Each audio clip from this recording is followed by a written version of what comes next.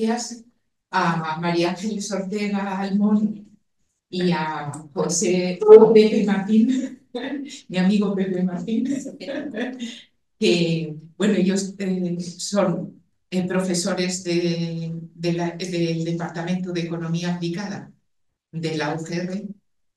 Yo a Pepe pues lo he conocido fundamentalmente como profe de Economía de la Salud y como uno de los expertos a nivel nacional pues que más ha ido aportando en este tema.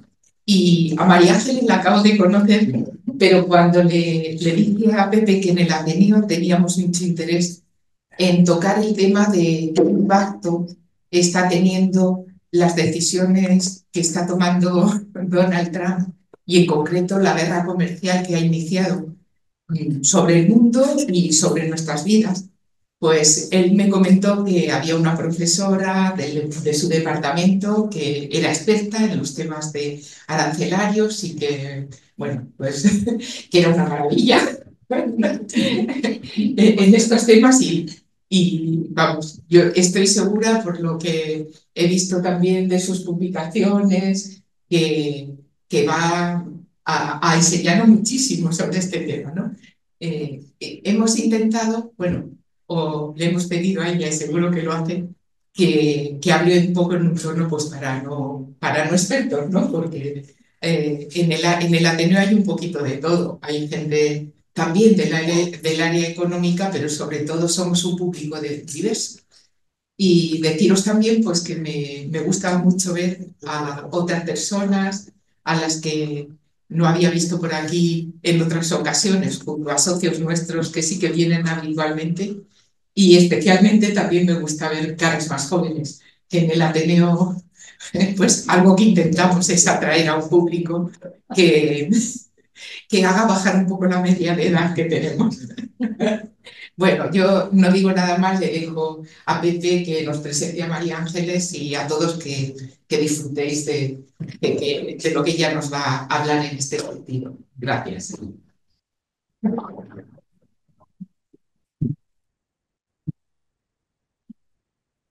Buenas tardes. No sé si se oye el micro. Sí, sí, perfecto. Bien, buenas tardes.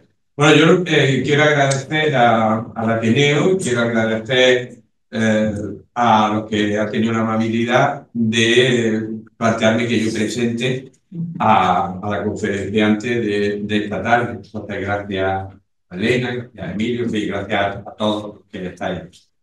Yo voy a limitar a presentar a María Ángeles. María Ángeles es profesora de la Facultad de Economía del Departamento de Economía Aplicada y tiene una apasionante trayectoria profesional.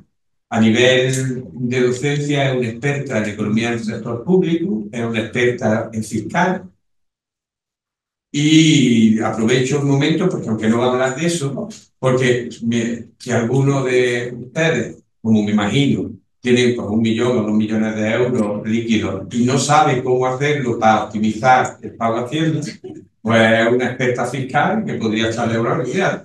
María, creció aquí 2 millones, no sé muy bien cómo tengo que gestionarlo para optimizar mi pago al fisco. Ella, vamos, seguro que se lo dice, ¿no? Y bueno, que tiene 2 millones y no sabe qué hacer con ellos, pues, un par de millones. Luego ha tenido una notable experiencia en el ámbito de la gestión de la universidad.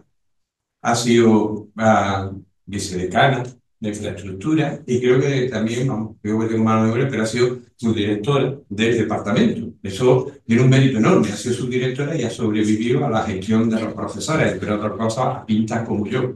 Así que eso ya merece mucho la pena.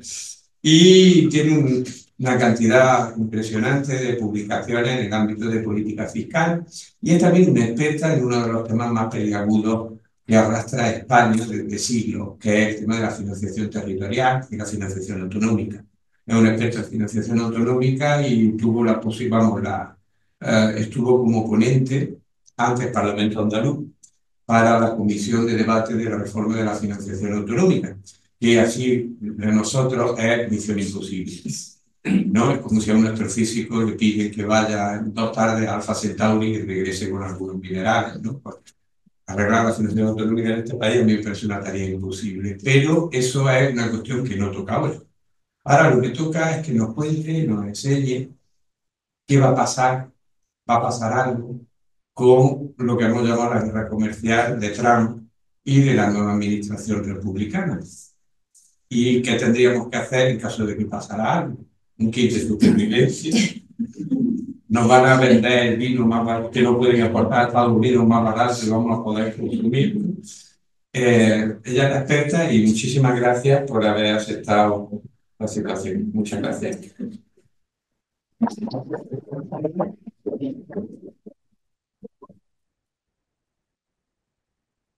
Bueno, pues muchísimas gracias en primer lugar a la Ateneo por esta invitación. Para mí es un placer dar las gracias a Elena, a Pepe, por supuesto, por contar conmigo y agradecer pues la presencia y me alegra que estés en este momento también rodeada de compañeros, con lo cual muchísimas gracias. Y bueno, hemos preparado una exposición que espero que, bueno, lo más importante siempre luego es, y lo más gratificante son las preguntas, ¿no? Lógicamente, entraremos luego en un debate. Bueno, nos hemos planteado cómo puede afectar, o la pregunta de la charla sería, ¿cómo va a afectar a mi vida la guerra comercial iniciada por Donald Trump? Claro, una vez hecha la pregunta queremos contestar inmediatamente, pero antes quisiera hacer una breve introducción, sobre todo para saber de dónde partimos, ¿no? Ahora mismo todos ustedes, pues bueno, tienen su ropa, sus móviles, sus bolsos, los zapatos y seguramente casi nada está fabricado aquí en España. Muchas veces estamos rodeados de empresas que nos suenan los logos y que nos resultan familiares en nuestras casas y a lo mejor está fabricada en Vietnam, está fabricada en Estados Unidos, está fabricada en Francia, incluso empresas que creemos que son españolas, no son españolas de capital español, por ejemplo Danone o Agua de Lanjarón y ahora son capital francés. Es decir, vivimos antes de la llegada de Donald Trump en este segundo mandato, pues estábamos acostumbrados o nos estábamos familiarizando con un concepto que a todos nos suena, que es la globalización. Partimos de la globalización, de pronto llega Donald Trump, da un puñetazo y esto cambia, ¿no? Primero vamos a recordar un poquito, para antes de ver qué ocurre antes del mandato de Donald Trump y después de Donald Trump y anunciar pues, su famosa medida arancelaria. ¿Y por qué? ¿Y qué va detrás? ¿Y qué se pretende? ¿Y qué puede ocurrir, ¿no? Sobre nuestra economía?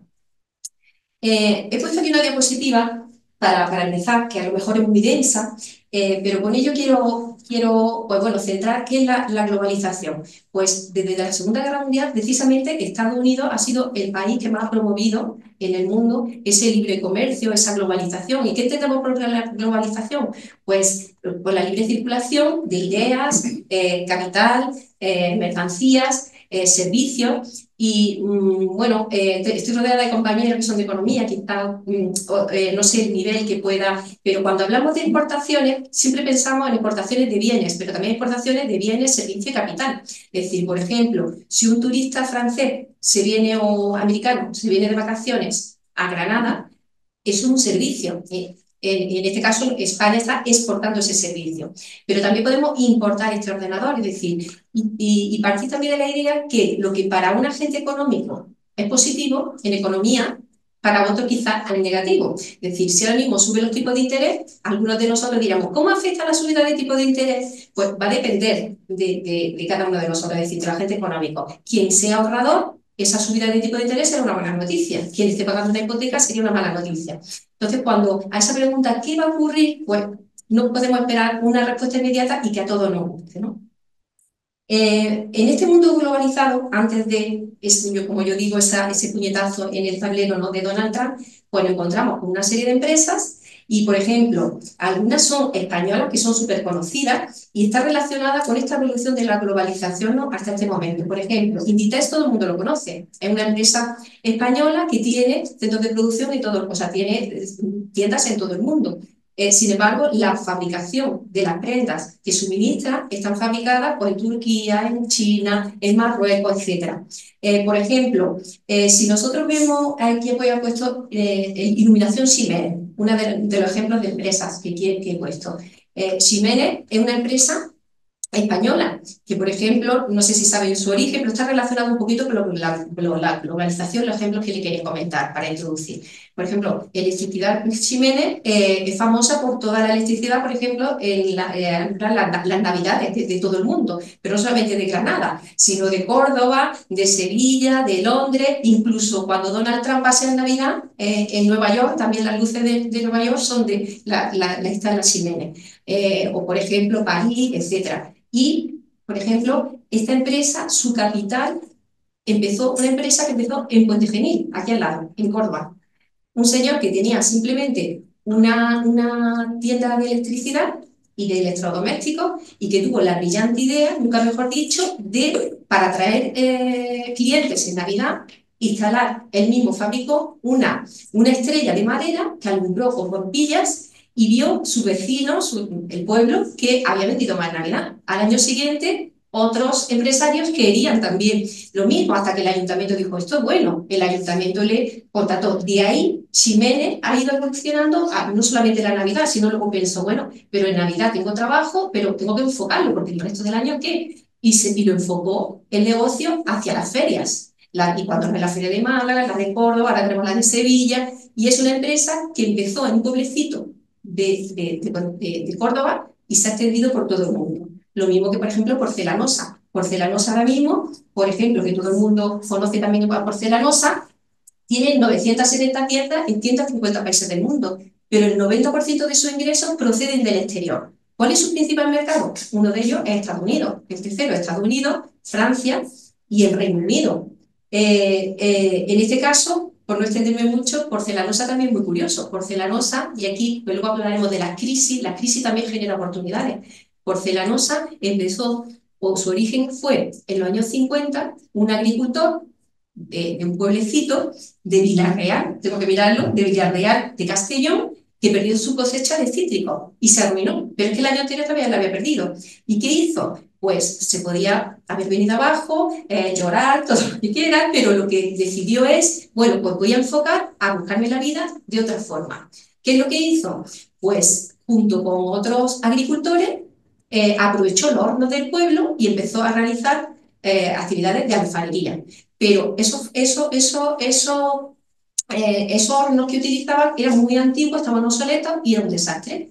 Y se enteró que en Italia iban por delante en alfarería. Se fue a Italia, habló con ellos, investigó, estudió y esa tecnología la trajo aquí. Y al final termina montando en el año 73, el inicio la empresa se llamaba Azulejos Villarreal, termina haciendo Porcelanosa, que es una empresa súper conocida en el mundo. Eso es globalización, es decir, nosotros también hemos contribuido a esa globalización. ¿Por qué estoy poniendo este ejemplo? Porque luego veremos cómo eso nos va a afectar también. Es decir, lo que haga Estados Unidos nos va a afectar a Europa y lo que afecte a Europa también nos va a afectar a nosotros. Ejemplo muchísimo. Yo, por ejemplo, a mis alumnos cuando les digo, ¿la empresa ALSA de qué os suena? Me dice, esos son los autobuses de Granada. ¿Cómo que los autobuses de Granada? Es decir, los autobuses de Granada y el capital de Granada. Y no piensa, pues, y le cuenta, no, es que la empresa ALSA tiene su origen en Asturias, que empezaron con 2 coches de caballo. Y ahora mismo esa empresa, nos vamos a Marruecos y en Marrakech, en Casablanca, está la empresa ALSA, que es española y tenemos que estar orgullosos. Pero es que ALSA en el año 83 se introduce en el mercado más importante que ahora veremos de exportaciones del mundo, que es China. Es decir, en China tiene 8.000 trabajadores. Al final, en el año 2005, capital inglés se hizo con la mayor parte del capital. Estamos hablando también de movimiento de capital. Esto es globalización, es decir, es el ejemplo de lo que es la globalización. Y esa globalización, lógicamente, ha beneficiado o beneficia, nos permite que pequeñitas empresas puedan llegar a crecer y hacerse monstruo en el mundo, ¿no? Por ejemplo, Ferrovial es otro caso que también conocen, ¿no? Es decir, Ferrovial tiene centros, es decir, principalmente constructoras que realizan obras importantísimas en aeropuertos, en Estados Unidos, en Canadá, en China, presas, etcétera. Y bueno, hasta hace muy poco su domicilio social estaba en España, ahora mismo está en Países Bajos. Es decir, hay una facilidad de libre circulación. Esto dirá, bueno, ¿y esto qué tiene que ver con los aranceles? Pues muy importante. Por ejemplo, más ejemplos que son ilustrativos para lo que luego vamos a desarrollar sobre cómo creo que puede afectar esos aranceles a España. El caso de una empresa americana, o por excelencia como reflejo, Nike. Todo el mundo ve el logo de Nike y sabe que es una empresa americana y tiene su sede en Oregón. Bueno, pero no fabrica sus zapatillas en Estados Unidos.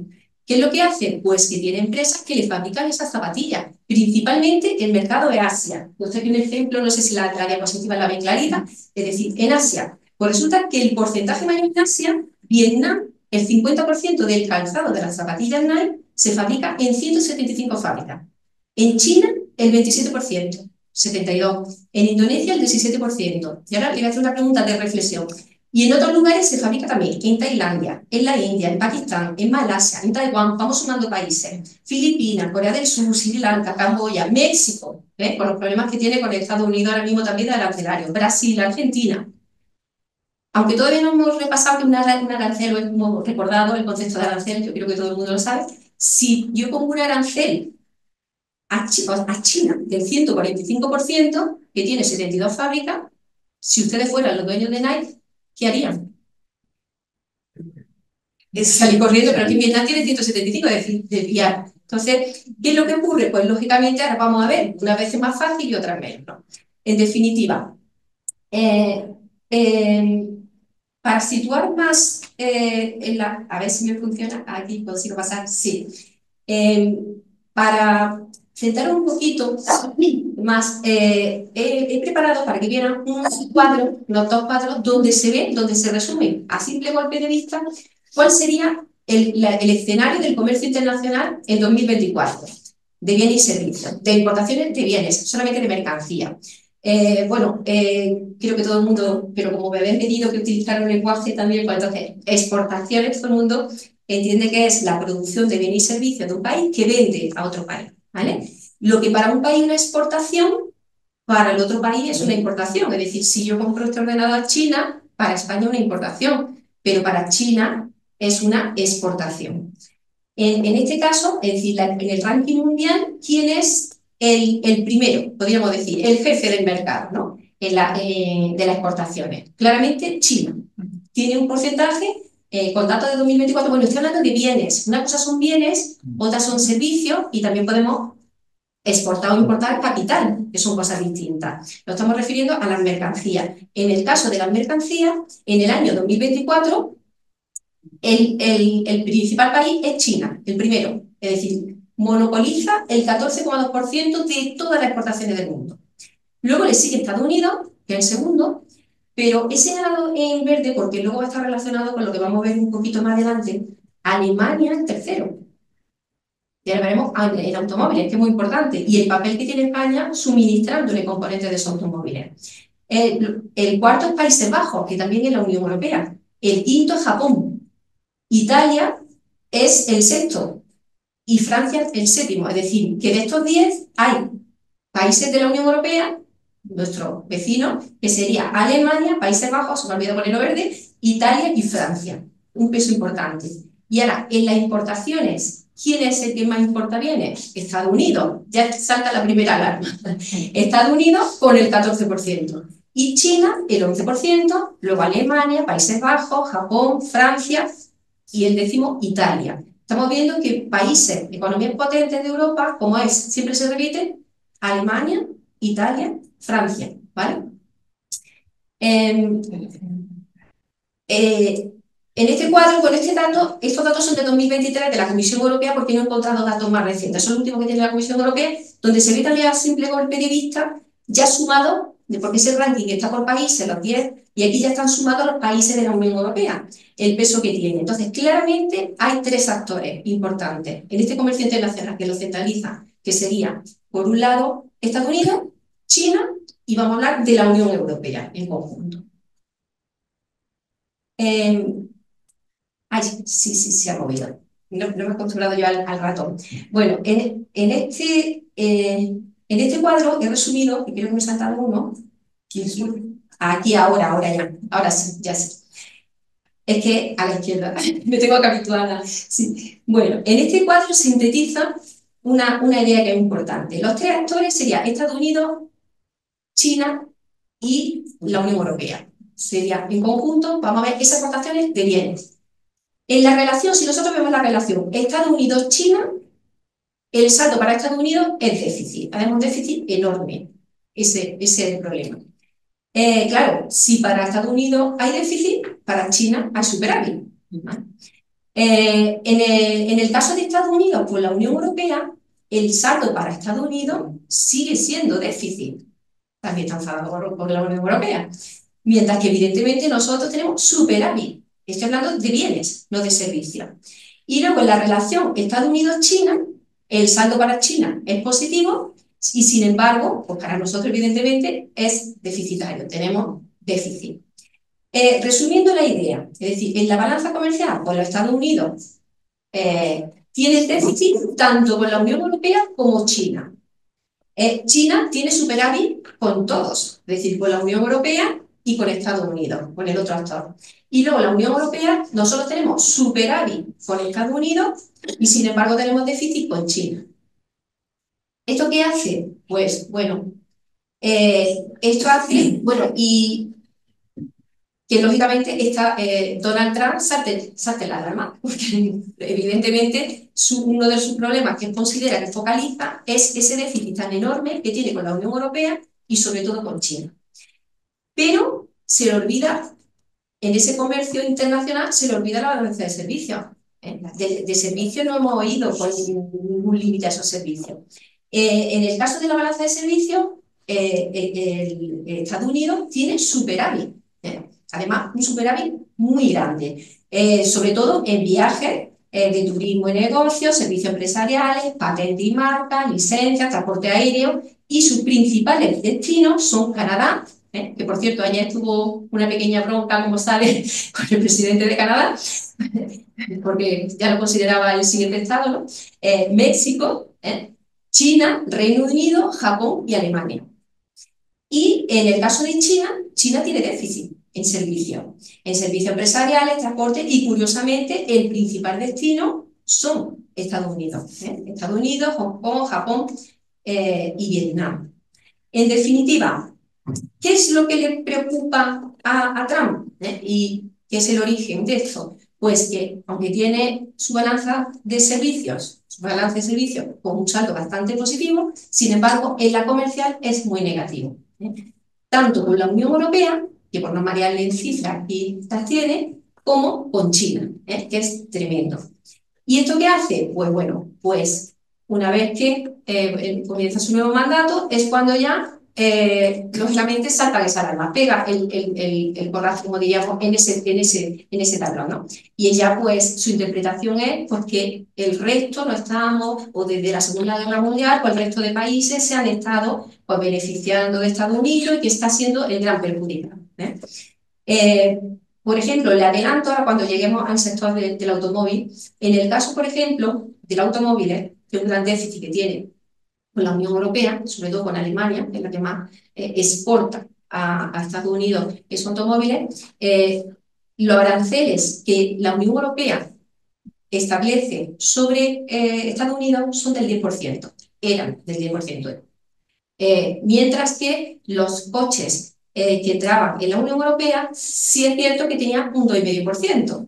Aparte que hay que considerar, hablaremos el IVA como un arancel más que no lo es, pero ese tema lo vamos a tratar un poquito más adelante. Entonces, en definitiva, que entre los datos macroeconómicos, en este caso del saldo, y luego la interpretación de algunos aspectos que en realidad no son ciertos, pues lógicamente surge todo este lío, ¿no? Bueno, en definitiva, ¿cómo va a afectar a mi vida la guerra comercial? ¿No? Que sería ya vuelvo al inicio de lo que sería la conferencia, pero creo que era necesario hacer esta aclaración. Bueno, ¿cómo se va a dividir la exposición para llegar al final a lo que nos interesa? ¿Cómo nos afecta esto? Bueno, lo primero vamos a recordar, sobre todo porque como nos había comentado Elena, que el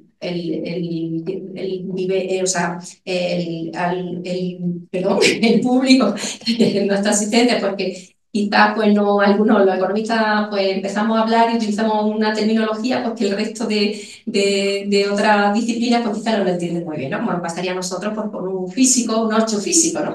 Bueno, pues en definitiva, lo primero vamos a ver muy rápidamente pues, qué sería un arancel y cuáles son sus efectos.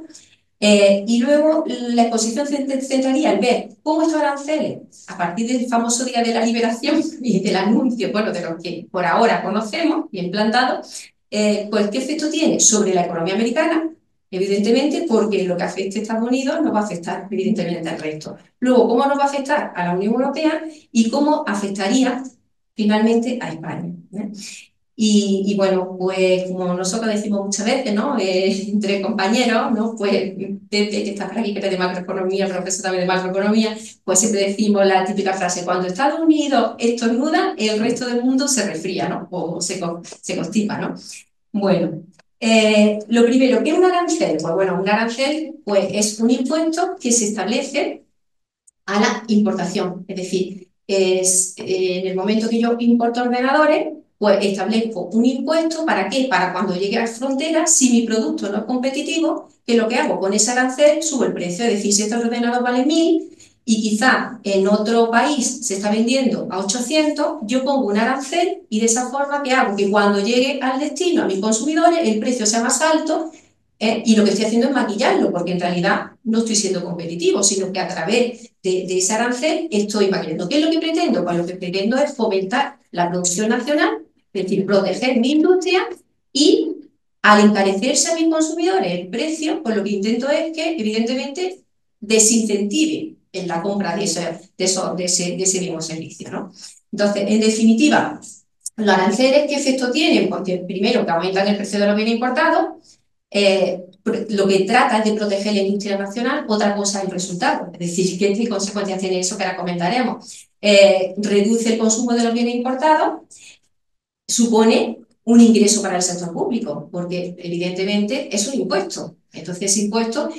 Otra cosa es que, bueno, si lo hablamos así de forma tan... La economía es compleja, es decir, si un arancel significa ingresos para el Estado, entonces se justificaría, diríamos, bueno, con el déficit que tenemos, ¿por qué no subimos los aranceles de esa forma ingresamos más? Porque es que, evidentemente, también depende del Producto Interior Bruto. Y si mi economía crece, pues evidentemente crece, se produce más, se vende más, imaginen, se vende más bienes y servicios, pues recaudo más bienes y servicios, o sea, más IVA por bienes y servicios. Si hay más empresas funcionando, se está comprando, las empresas contratan más trabajadores. Si contrato más trabajadores, gasto menos en subsidio de desempleo, pero a su vez, el trabajador, a su vez, la empresa tiene que pagar la cotización a la seguridad social, con lo cual además voy a subir los ingresos. Es decir, que sin embargo, si con el arancel consigo desacelerar la economía, pues justamente consigo lo contrario. Es decir, aunque mi objetivo sea subir la recaudación, a lo mejor no lo consigo, ¿no?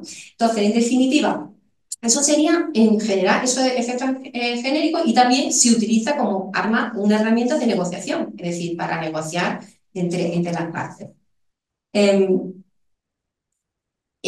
¿Cuáles son los efectos negativos? Pues los efectos negativos que tiene es que, lógicamente, aumenta los costes de la empresa, es decir, y más en un mundo como el que vivimos globalizado.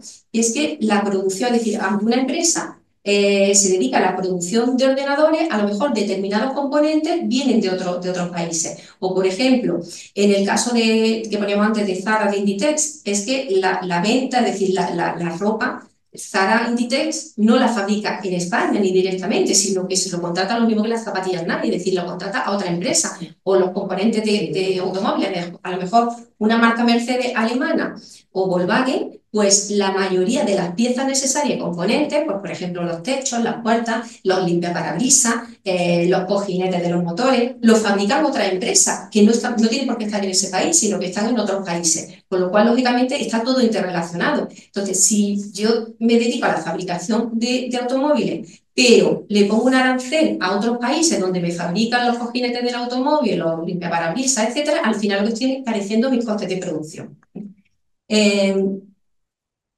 ¿Qué efectos más tiene negativo? Pues obviamente al subir los costes de producción el precio que van a pagar los consumidores va a ser mucho más alto que si existe más competencia.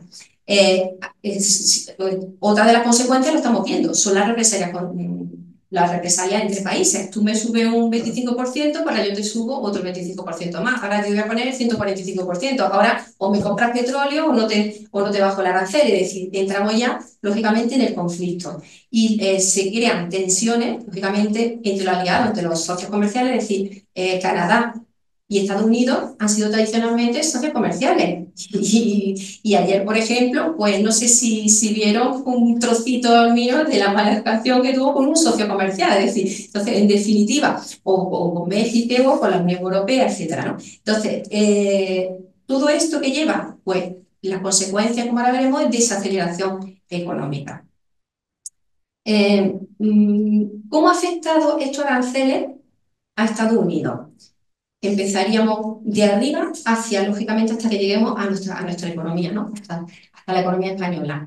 Pues bueno, si nos vamos a los datos del último trimestre, los datos más recientes publicados del último trimestre en relación a la producción, al Producto Interior Bruto, que es el indicador de medida de la producción en Estados Unidos, pues en el último trimestre, o sea, en el primer trimestre de 2025, con datos anualizados, se ha contraído el Producto Interior Bruto. ¿Eso qué significa? Que se está reduciendo la producción, el PIB.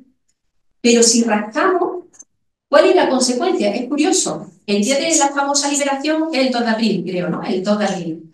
Pues antes, como ya se había empezado con las amenazas, ¿qué es lo que han hecho las empresas? Las empresas se protegen antes. Es decir, si resulta que yo tengo un suministrador en Vietnam o tengo un suministrador en mi cadena de producción en España o lo tengo en Italia o lo tengo en Argentina o en México, ¿qué es lo que hago? Ante la incertidumbre, adelanto compra. Es decir, lo que han estado haciendo las empresas americanas es adelantar inversión.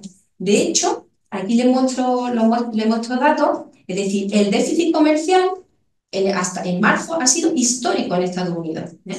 Y si rascamos el Producto Interior Bruto, los que somos profesores de economía, le explicamos el enfoque de las tres medidas, el enfoque del gasto a nuestros alumnos. Es decir, yo mido la producción por todos los bienes y servicios que se producen, pero también la puedo medir por lo que se gastan los agentes económicos en comprar esos bienes y servicios. Si lo compran las familias, pues tenemos el consumo, las empresas, inversión, el sector público, gasto público, ¿no?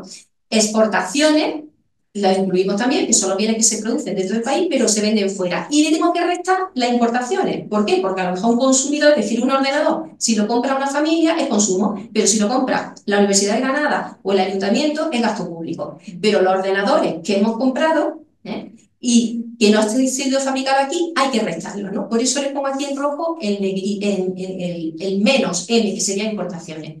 Pues si analizamos ¿qué es lo que ha hecho que caiga el Producto Interior Bruto en Estados Unidos?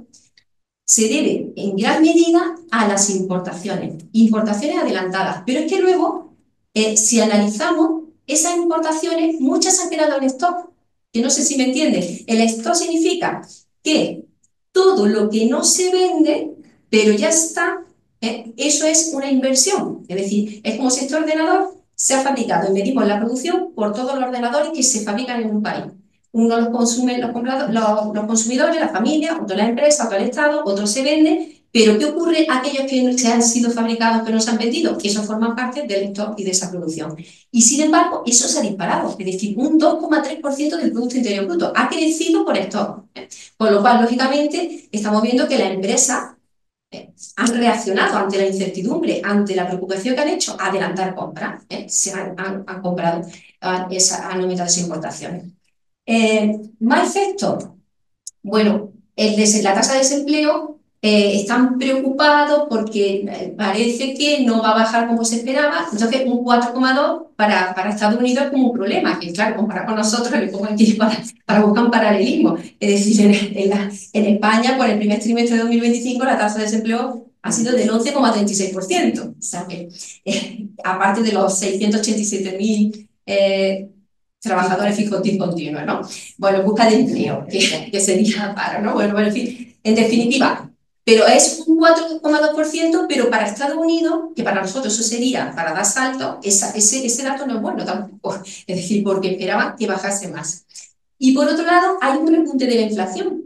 ¿Y eso qué significa? Pues la inflación, los que nos dedicamos a la economía del sector público, es lo que llamamos el impuesto de los pobres, es decir, si sube la inflación, pero no mi poder adquisitivo, tengo menos poder adquisitivo. Y si sube la inflación, los bancos centrales tienen que subir los tipos de interés. No sé si recuerdan, hace poco cómo Donald Trump también estaba presionando a la Reserva Federal Americana para que bajara los tipos de interés. Pero claro, no, es decir, tiene el Banco Central, es independiente de lo que digan. Es decir, ningún presidente de la Unión Europea le puede decir al Banco Central Europeo si tiene que bajar o no los tipos de interés, sino que tiene que ser en función de los datos de inflación, ¿no? En definitiva, ya vamos viendo que se están generando bastante desequilibrio, pero no es más importante.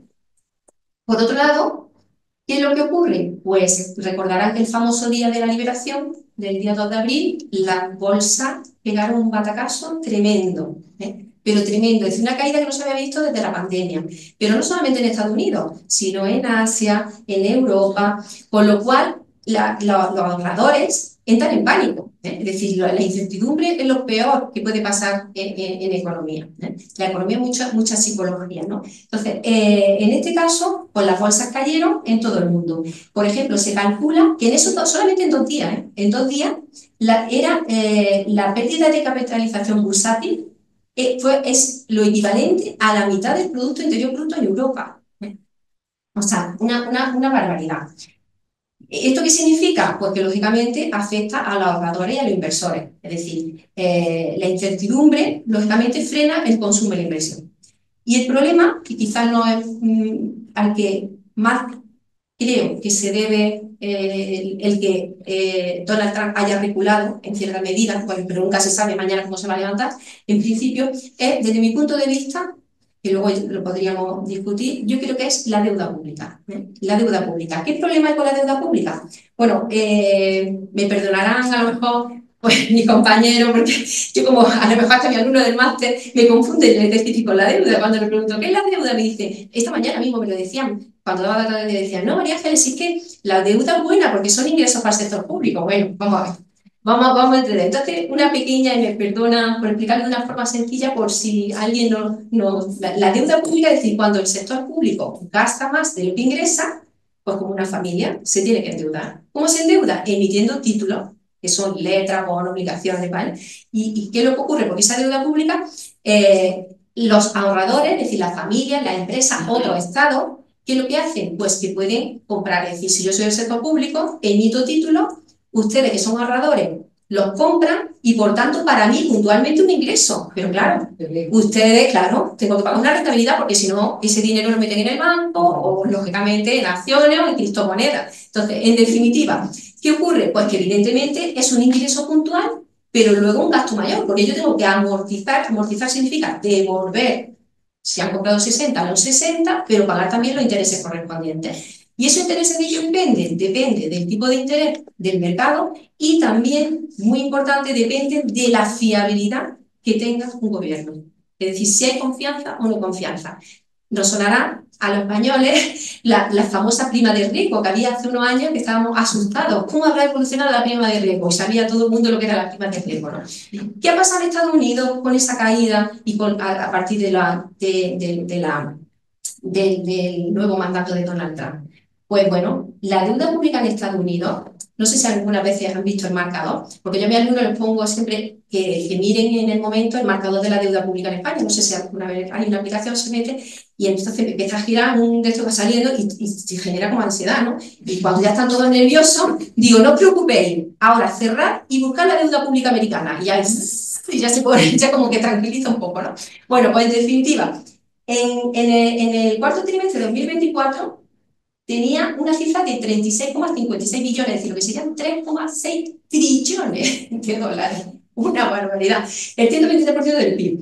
Pero bueno, ¿y qué ocurre? Que recuerden que está cayendo el Producto Interior Bruto. ¿Eso qué significa? Si cae el Producto Interior Bruto, recaudo menos. Si recaudo menos, a su vez genero más gastos, más subsidio, más tal, ¿vale? Con lo cual el déficit aumenta más, con lo cual necesito más financiación. Entonces, bueno, en definitiva, la deuda se emite, pero continuamente subastas. ¿Qué ocurre? Pues que, por ejemplo, el impacto que ocurrió en los mercados financieros tuvo un impacto tremendo. Y es que en estos días no había confianza. Es decir, el bono estadounidense siempre ha sido como un valor de refugio y sin embargo pierde credibilidad. Incluso se empiezan a vender. Que bueno, incluso se rumoreaba, que le pongo por ahí que a lo mejor había sido incluso China, que es lo que tampoco le interesa, lógicamente, porque interesa que le devuelvan su deuda, ¿no? Entonces, en definitiva, ¿qué ocurre? Pues que eso hace que se produce esta política arancelaria una pérdida de confianza de los consumidores y de los inversores. Y eso hace que aumente la prima de riesgo. ¿Y eso qué hace? Que se dispare el tipo de interés del bono. Y a su vez, ¿eso qué significa? Pues que aumenta el coste de financiación. En muy pocos días pasó del 3,8 al 4,6%, que digamos, bueno, no es tanto, es que cuando estamos hablando de millones, de trillones, es una barbaridad en intereses de la deuda, ¿no? Entonces, en definitiva, el último dato que hay per cápita de deuda pública es, no sé si me estoy entendiendo mucho, voy viendo, sí, yo que me pongo a hablar, bueno, el último dato que hay per cápita de deuda pública en Estados Unidos es $104.599 por ciudadano. ¿Les parece mucho poco? ¿Sabría decirme alguien cuánto hay en España por ciudadano? Ni idea. Bueno, es una deuda de 1,7 billones, yo con B, no trillones, 1,6 billones, el último dato del Banco de España, pues más o menos, yo había calculado, son unos 33.000 euros. Es decir, en mi casa, que somos tres, mi marido, mi hijo y yo, pues deberíamos más o menos como un americano, son casi 10.000, ¿vale? Es decir, estamos todavía, aunque ahora hablaremos que también tenemos nosotros un problema, estamos hablando de niveles distintos, ¿no? Bueno, en definitiva, la deuda que vence, que es lo que vamos, que es el problema, y Donald Trump lo sabe, y mucho de lo que está regulando está relacionado con esto, en 2025 vence 9,2 billones. Vencer, ¿qué significa? Que lo que yo he recaudado ahora lo tengo que devolver, ¿vale? Pero aparte, ¿qué significa? Que bueno, eso es el 31% del Producto Interior Bruto americano. Es una barbaridad. Y el coste me estoy refiriendo a los tipos de interés que eso va aparte. En este caso el gasto anual son 582.000 millones. Si suben los tipos de interés, ¿qué ocurre? Que sube más todavía. Con lo cual equivale en el 2025 al 16% del gasto total federal de Estados Unidos. Entonces, ¿qué ocurre? Pues que lógicamente nos encontramos una serie de factores, que es que la deuda se está disparando. Estos problemas ya los tenía Estados Unidos antes, es decir, ese problema de déficit y ese problema de deuda. Pero estas medidas que se han tomado, perdone que me diga, a lo loco, ¿qué es lo que ha hecho? Pues que todo esto se agudice más y que nos salpique evidentemente al resto como ahora veremos. Bueno, con respecto a la propiedad de esa deuda es curiosa porque yo aquí me baso mi teoría, porque alguna vez lo he comentado con Paco, con Pepe, que me da la esperanza de que al final todas esas amenazas no se lleven a cabo. Y es que el primer propietario de deuda pública, porque bueno, la deuda pública, ustedes no sé si saben que la puede comprar, es decir, deuda pública española, ¿quién puede comprar? Pues cualquiera de nosotros, empresa española, pero también empresa extranjera, pero la puede comprar un ciudadano alemán como un ciudadano canadiense, una empresa. ¿Qué ocurre? Que en el caso de Estados Unidos, la deuda extranjera, la mayor parte la tiene Japón y la segunda, China. Por lo cual, si me fastidia mucho, cuando te venza, porque ojo, cuando vence deuda y se emite deuda, los países emiten deuda para poder seguir, incluso para pagar intereses. En el año 2011, les cuento una curiosidad, en el año 2011, que teníamos un déficit tremendo, la situación después de la crisis de 2008, que los tipos de interés estaban altísimos, al 5%, llegaron a estar, incluso que el Banco Central Europeo le prestaba dinero a los bancos para que a los ciudadanos inyectaran dinero, y los bancos es que en realidad si compraban deuda pública lo que hacían era comprar deuda pública porque les salía más rentable. ¿Qué ocurría? Pues se llegaron a hacer subasta en España, simplemente no es para amortizar la deuda, sino para pagar los intereses de la deuda. Es decir, es como si nosotros pedimos un préstamo a un banco y ahora el banco, nosotros para devolverle no el préstamo, para amortizarlo, sino para pagar los intereses del préstamo. Pido otro préstamo. Entonces, en definitiva, la deuda pública, yo lo estoy comentando, pues es una de las cosas que se coge un nudo en el estómago, ¿sí me entiendes? Entonces, es un problema para Estados Unidos. Y bueno, y para nosotros veremos que también, es decir, vamos a buen ritmo. Entonces, en definitiva, ya hemos visto que ha afectado negativamente y ha sido el anuncio y el comienzo, es decir, al Producto Interior Bruto, al empleo, sobre todo a la confianza y la credibilidad. Lo más importante para un país es la credibilidad. Si no hay credibilidad, los inversores no invierten, paralizan sus inversiones y los ahorradores se asustan y lo que hacen es ahorrar. Y si ahorramos y no compramos, las empresas no venden, etcétera. Es decir, esto de una cadena, ¿no? Bueno, pero aparte, es que ha tenido otro efecto sobre otra variable que es muy importante, que es, bueno, ahora veremos que a nosotros nos viene muy bien. No sé si han observado que ahora mismo los hidrocarburos, ¿cómo están en la gasolinera? ¿Más altos o más bajos? ¿Más? Más bajos. ¿Eh? Por el dólar, el tipo de cambio. Bueno, otro efecto de los aranceles ha sido, claro, la falta de confianza en la economía americana, ha sido el debilitamiento del dólar. ¿Eso qué significa? Bueno, el tipo de cambio es la paridad de la moneda nacional con respecto a una divisa. Claro, aquí tenemos que tener cuidado al interpretarlo, porque para nosotros nuestra moneda es el euro. Para un americano, lógicamente, su moneda es el dólar. Para mí la divisa es el dólar. Entonces, ¿quién se ha debilitado con respecto a quién? Se ha debilitado el dólar con respecto al euro. ¿Eso qué significa? Que el euro se ha hecho más fuerte. Es decir, ahora mismo, porque yo puedo buscar la paridad, euro-dólar o dólar-euro. Euro-dólar, que lo he mirado antes de venir, está en 1,14 está hoy, 1,13 tal.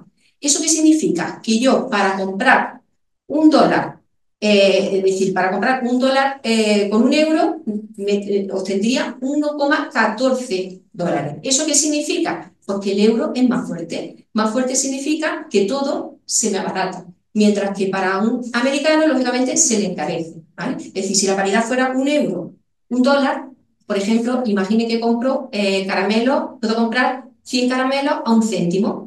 Pero si yo tengo que pagar, por ejemplo, 1,2 euros por un dólar, en este caso, ¿qué ocurre? Pues que lógicamente el dólar a mí se me está encareciendo, ahora me cuesta 1,12, pero lo que para uno le favorece en economía, para el otro es lo contrario. Es decir, sin embargo, un americano antes con un dólar compraba 100 caramelos y ahora compra 112, con lo cual los caramelos se le están abaratando. No sé si me he explicado bien, porque esto es, no, en definitiva, que en este caso, ¿quién se ha debilitado? Pues quien se está debilitando en el mercado es el dólar. ¿Y esto qué hace? Pues bueno, le había preparado aquí un cuadrito muy sencillito, bueno, por algún ejemplito, para que vieran, por ejemplo, ¿cómo nos afecta esto? En el caso, por ejemplo, para la importación de energía, que a todos nos interesa y nos afecta diariamente. Pues, por ejemplo, como el petróleo y el gas se pagan en dólares, pues lógicamente son más baratos. Es decir, en el caso de España, ahora nos cuesta más barato, lo mismo. Entonces, lógicamente, se reducen los costes energéticos. Pero por otro lado, le diría, bueno, pues ojalá siga así, pero es que en economía siempre una cosa beneficia, pero la otra perjudica. ¿Qué pasa con los bienes importados de Estados Unidos? Pues en este caso sería más barato, nos resultaría más barato. Entonces, lógicamente, mejoraría nuestro poder adquisitivo. En el caso del turismo emisor, por ejemplo, los españoles viajando a Estados Unidos, ¿qué pasaría si vamos a Estados Unidos? Pues dólar más débil, abarata los viajes a Estados Unidos. Pero claro, eso en la Unión Europea estaría muy bien. A los europeos nos costaría menos irnos de vacaciones, pero a nosotros tampoco nos interesa eso. Una de nuestras fuentes principales es el turismo, nos interesa que vengan aquí, no al contrario, ¿no? Bueno, en definitiva, pues lógicamente, ¿qué le pasa a la empresa, por ejemplo, exportadora? Pues tendría menos ventas en Estados Unidos, etc., ¿no? En definitiva, ¿cómo afectarían los aranceles en este caso? Bueno, ya hemos visto, recapitulando, por qué le ha afectado a Estados Unidos. Ha caído el PIB, la producción, se han disparado las importaciones, las empresas están acumulando.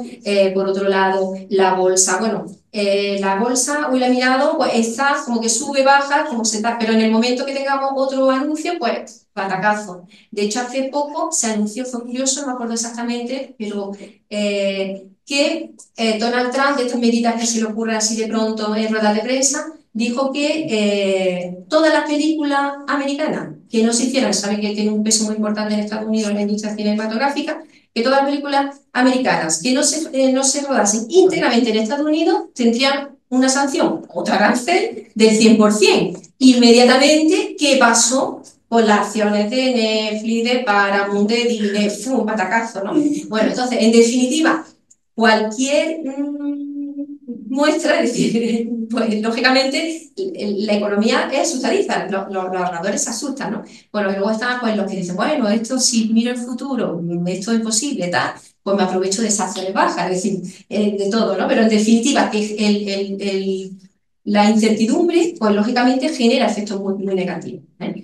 Y bueno, aparte el efecto que tendría sobre la industria cinematográfica. Es decir, la mayoría, por ejemplo, de las películas que vemos que se ven en calles de Nueva York, en realidad no son Nueva York, son Toronto. ¿Por qué? Porque sale más económico rodar en Toronto que en Nueva York, y aparte de cerrar calles, el coste que tiene, etcétera, etcétera, ¿no? Pero en fin, son tantas cosas, me voy a centrar, porque me pongo a hablar, me voy por los... Bueno, en definitiva, ¿cómo le afectaría? Ya hemos visto cómo le ha afectado la economía americana, lógicamente, y si le afecta negativamente a nosotros, pues podemos ir deduciendo.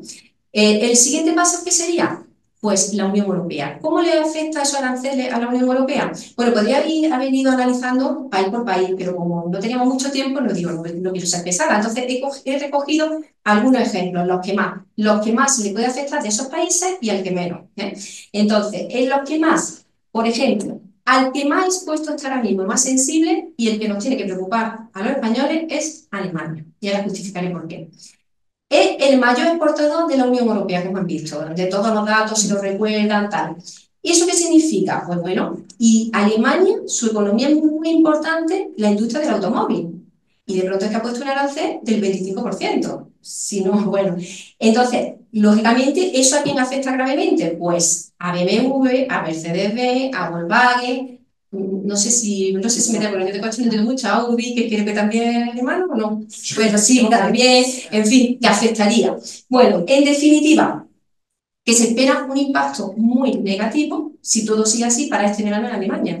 Y si Alemania no va bien, ahora como razonaremos, España tenemos el efecto directo, ¿no? Por ejemplo, por darle algunos datos, bueno, he puesto aquí no sé si se ve bien, porque es que bueno, que como era de este artículo no podía, he sacado una captura de los automóviles importados por Estados Unidos, ¿no? El principal, por los automóviles, México, etcétera, si ven, es el 1, 2, 3, 4, el quinto de Alemania. Pero Alemania importó, por ejemplo, en el año 2024, que los datos últimos que tenemos, bueno, del año pasado, 898.560 automóviles, ¿vale? Por un valor de 32.709 millones de euros. Representa el 64% de todas las exportaciones de vehículos de la Unión Europea, ¿eh? Y hago hincapié, ¿por qué? Porque ahora veremos que España suministra los componentes de esos automóviles, por lo cual nos va a afectar. Mercedes-Benz, BMW y Volkswagen, ¿vale?, exportaron a Estados Unidos 1.380.000 vehículos el año pasado. ¿Eso qué significa? Pues bueno, antes del nuevo mandato de Trump, la Unión Europea aplicaba un arancel de 10% a los coches que venían de Estados Unidos. Perdón, España, la Unión Europea se lo aplicaba a los coches que nosotros importábamos de Estados Unidos, un 10%.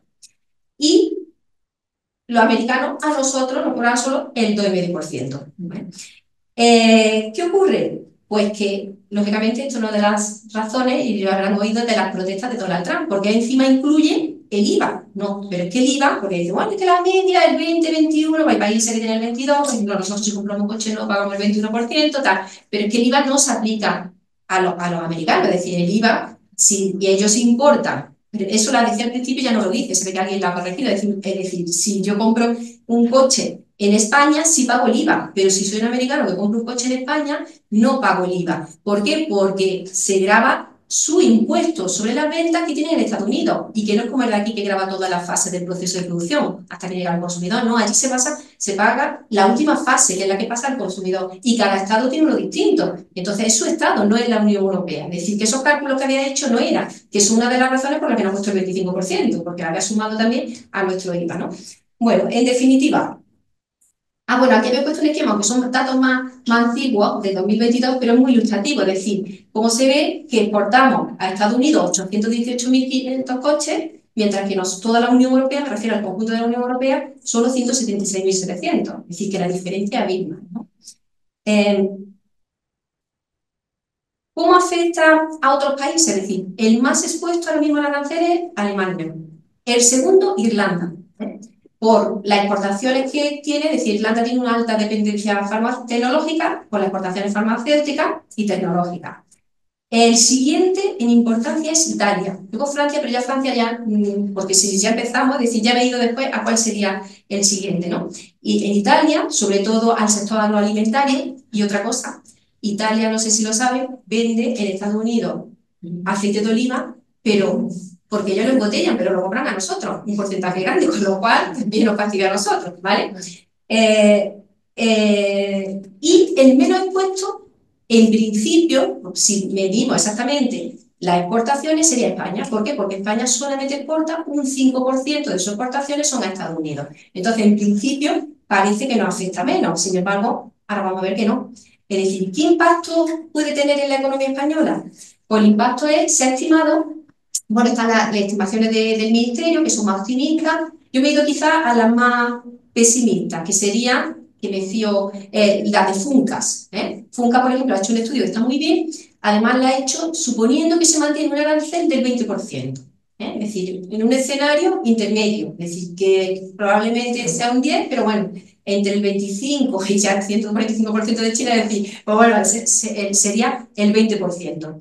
Y bueno, en ese caso, la economía española se prevé que sufra una reducción de su Producto Interior, no una caída de nuestro PIB, sino en crecimiento positivo, sería entre el 0 o el 0,2% y 0,3%, ¿vale? Es decir, en torno a 5.000 millones de euros. ¿Y eso qué significa? Pues una caída, si se establece ese arancel del 20%, de un 14% de nuestras exportaciones a Estados Unidos, es decir, seguiríamos exportando un 14% menos. ¿Cuáles serían los sectores más afectados? Principalmente maquinaria y equipo eléctrico, el aceite de oliva, el vino y productos farmacéuticos. Y como el más afectado es maquinaria, le he puesto, bueno, ahora el ejemplo está después. Bueno, ¿esto qué significa? Lo primero, antes de comentarle el ejemplo que le había puesto en el caso de la fabricación. Pues el 65, como recuerdan, solamente nosotros exportamos a Estados Unidos un 5%, mientras que nuestro principal zona económica donde exportamos es la Unión Europea. A la Unión Europea exportamos el 65%. ¿Eso qué significa? Que lo que le afecte a Estados Unidos, o sea, perdón, a la Unión Europea, nos afecta muchísimo a nosotros más, en más medida que Estados Unidos, porque Estados Unidos es el 5%. Pero si Estados Unidos afecta a la Unión Europea me afecta a mí, que yo dependo del 65% de mis exportaciones.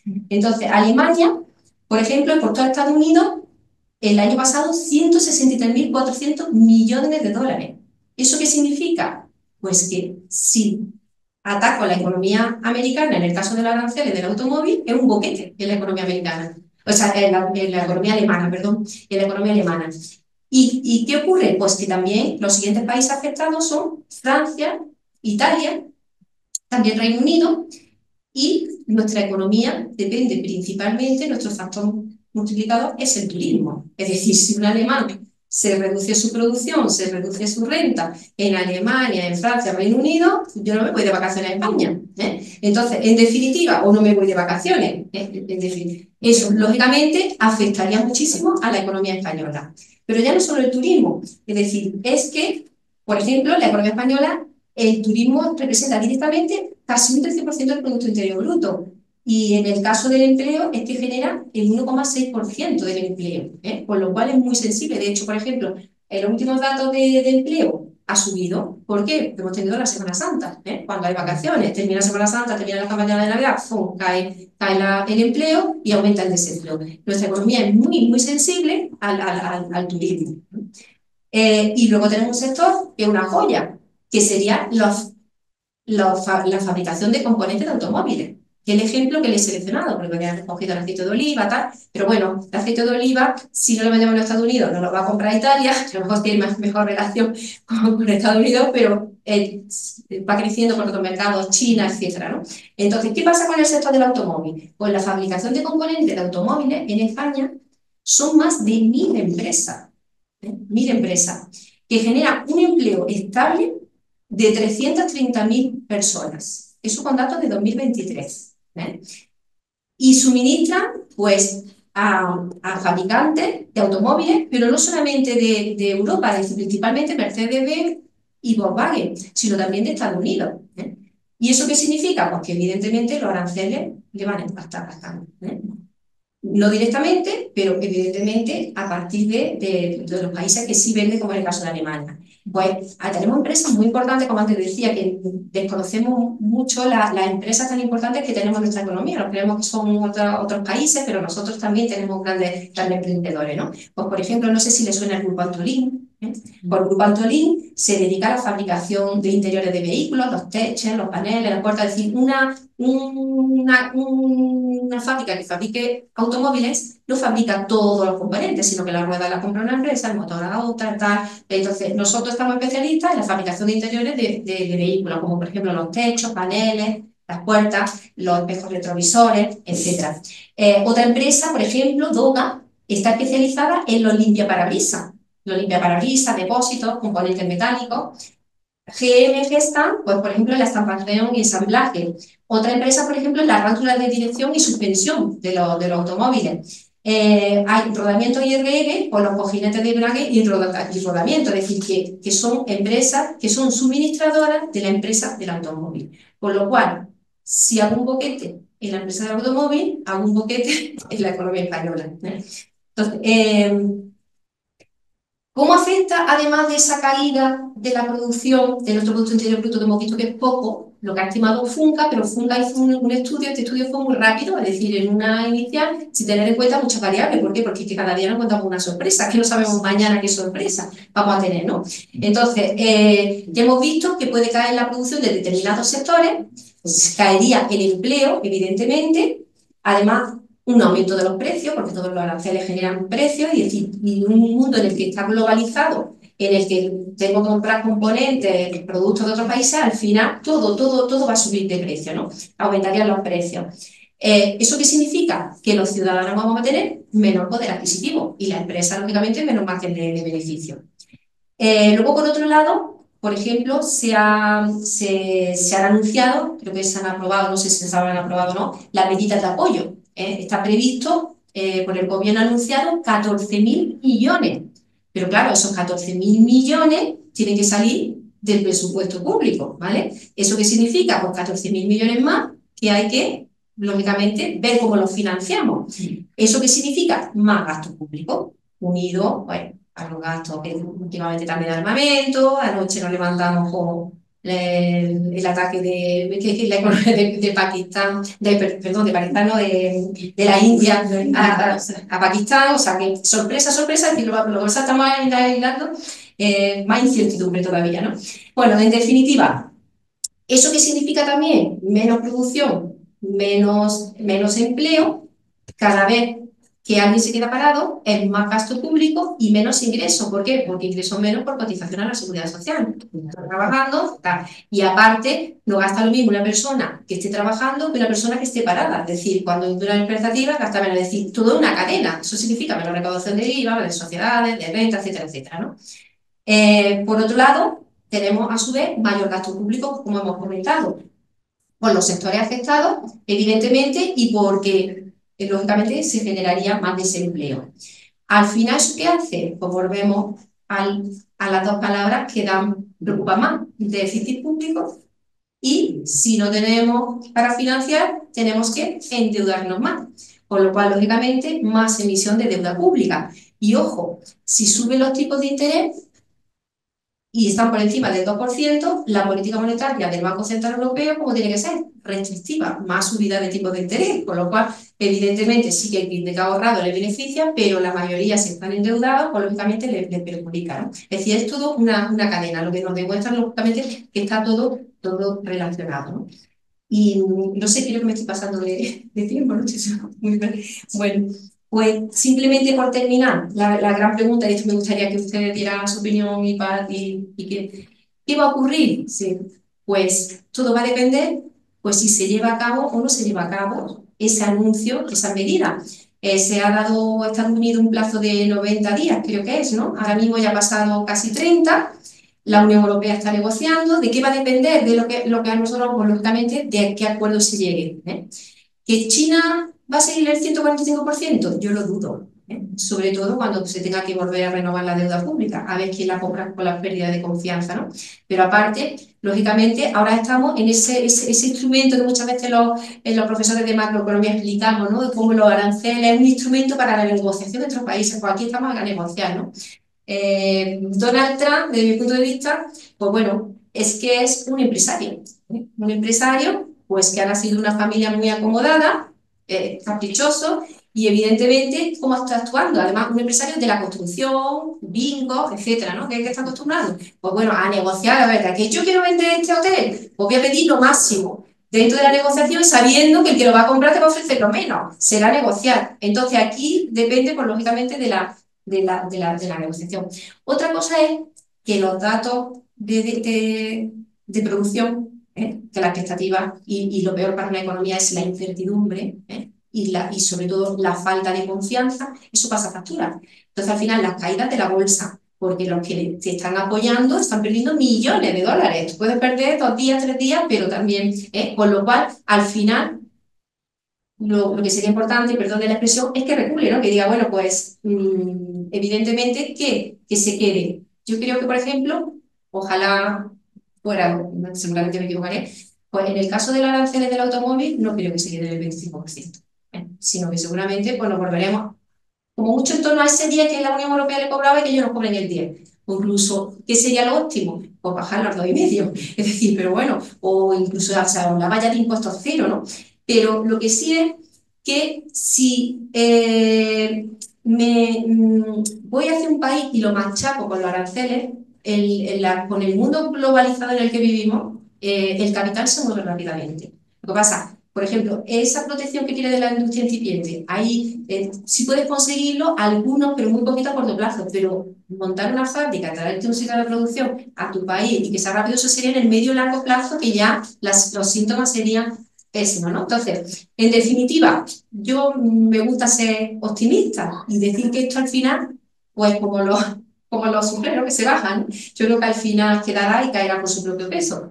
Y si no, pues tenemos que también ser positivos a pensar en cómo salir de la crisis, ¿no? Es decir, por eso le ponía al principio el ejemplo, que no sé si al final le he contado, de los azulejos, ¿no? De los azulejos de porcelanosa. Es que perdió toda su cosecha y todo, y bueno, y se dedica a la... Y al final, ¿qué hizo? Pues bueno, pues tiene una de las empresas más punteras, que encima seguramente hasta Donald Trump tenga su cuarto de baño de porcelanosa, ¿no? Entonces, en definitiva, pues lógicamente también muchas veces en la crisis surgen oportunidades. Y a lo mejor tenemos que buscar otro mercado. El mercado asiático es impresionante lo que está creciendo. Y entonces, pues a lo mejor las empresas españolas, pues lógicamente, pues tendrán que desviarse hacia otro.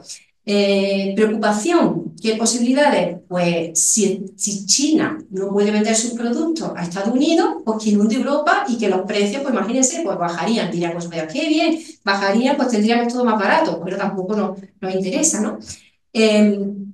Hoy había visto un artículo que te había mandado Pepe, no se había tenido la oportunidad, del Economista, en el que curiosamente lo que es el mundo empresarial, es decir, cómo lo veo, es decir, ya los chinos llevan, y perdonad la expresión, digo los chinos porque estaba aquí en el comité, yo tengo que tener cuidado, que luego tengo algunos que son chinos, y meto la pata. Pues bueno, van por delante, es decir, ¿de qué? Sí, pero es que muchas veces sí, son chinos, ¿verdad? Sí, pero es que... ¿Cómo dicen los españoles? Sí. Será una maldición, pero... Es que como piensan, hay que comprar esto en el chino, como que tal, sí. Bueno, sí, ¿verdad? Son chinos. Sí. Pues, por ejemplo, ¿qué están haciendo ya con previsión? Pues lo que están haciendo es que no diversificar. Bueno, sí, diversificar en el sentido de que no están haciendo trampas con las exportaciones. Están metiéndole exportaciones a Donald Trump por un tubo. ¿Qué es lo que hacen? Pues que cogen y contratan puertos de Filipán y lo llevan a Vietnam, o lo llevan a Tailandia, o lo llevan a Camboya, y ahora ya de Camboya, que tiene menos aranceles, y de allí me lo meto en Estados Unidos.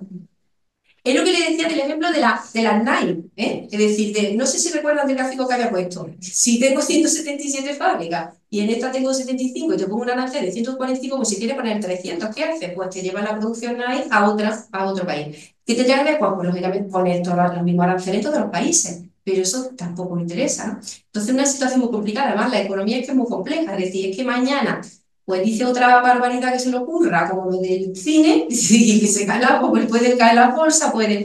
Entonces, ahora mismo, ¿qué? Incertidumbre, ahora es tranquilidad y también hay personas que también para pensarlo, es decir, en los 2 días esos terribles, que las bolsas cayeron a lo bestia, alguien hizo mucho negocio. Porque ¿qué es mejor? Es decir, cuando yo compro, cuando está bajo. Si no, no se lo diga a Rockefeller. ¿No? Entonces, en definitiva, pues es que todo es complicado. Y vivimos en un mundo pues, que, bueno, que estamos con sobresalto, porque ya no es que dependamos de eso, que no dependemos de Putin, es que dependemos de Zelensky, que dependemos, bueno, lo que es de ahora de India, ¿no? Y Pakistán, es decir, en definitiva, y bueno, no quiero cansarles más, porque estoy aburrido y me pongo a hablar y todo está aquí.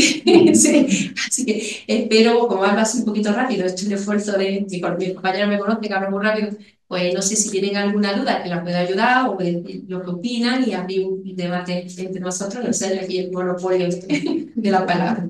Pues muchísimas gracias por su atención.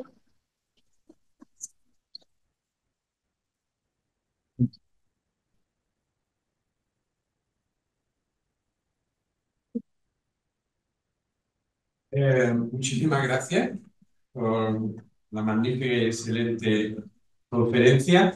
Y si quieren comentarios, sugerencias, críticas, se ha adelantado a ti. Bueno, yo lo primero que quiero dar las gracias a María Ángeles porque ha sido una conferencia realmente muy didáctica. Es decir, ha sido muy divulgativa, con mucho rigor, pero al mismo tiempo con una gran capacidad, digamos, haciendo pedagogía para que lo entendamos a todos. Yo me he enterado, me entero de las cosas de economía, ¿no? Entonces, agradecérselo y darle la enhorabuena. Yo quería preguntar 2 cosas. Si lo he entendido bien,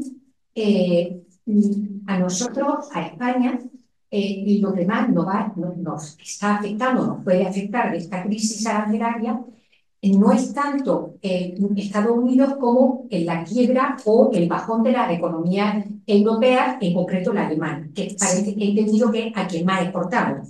Las empresas españolas. No, es en componentes, ¿no? En componentes, sí. En componentes. Sí. Es decir, nosotros, las empresas españolas, a quien más exportan es a la Unión Europea, dicho que a Estados Unidos. Sí, ¿no? Exactamente. Entonces, a nosotros nos afecta fundamentalmente el bajón o el colapso que puede haber por la afectación en la economía europea.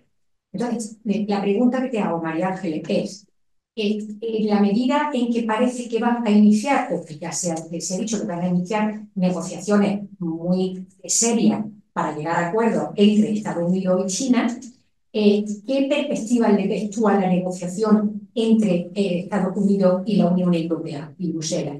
En ese sentido, ¿por qué? Si se llegan a acuerdos de reducción arancelaria respecto a China, nosotros, Europa, la Unión Europea se quedaría en inferioridad de condiciones, entiendo yo, ¿no? No lo sé. Esa es la pregunta que te hago. Y después, otra pregunta, ya para el final, porque no tiene, o sea, está vinculada, pero no tiene nada que ver con lo que hemos tratado en esta conferencia, pero al decir Pepe Martín, que eres un especialista en financiación autonómica, si queda tiempo al final, solo si queda tiempo al final, me encantaría saber tu opinión sobre qué repercusiones tendrían los pactos entre el gobierno y Cataluña respecto a al cambio del modelo de financiación. Gracias. Ese tema es mi especialidad. Pero eso sería otra conferencia. Si me quedáis, yo vengo encantadísima, porque eso hay que explicarlo muy detenidamente. Le llamamos. Sí, yo me autoinvito, porque me encantaría. Sí, ese es un tema. Bueno, en relación a lo de hoy, y ya luego si no hay preguntas, te contesto muy bien. Sí. ¿Cómo pueden afectar? Es decir, creo que es más, en mi punto de vista, sí. Creo que es más fácil llegar a un acuerdo entre Estados Unidos con la Unión Europea más rápido que con China.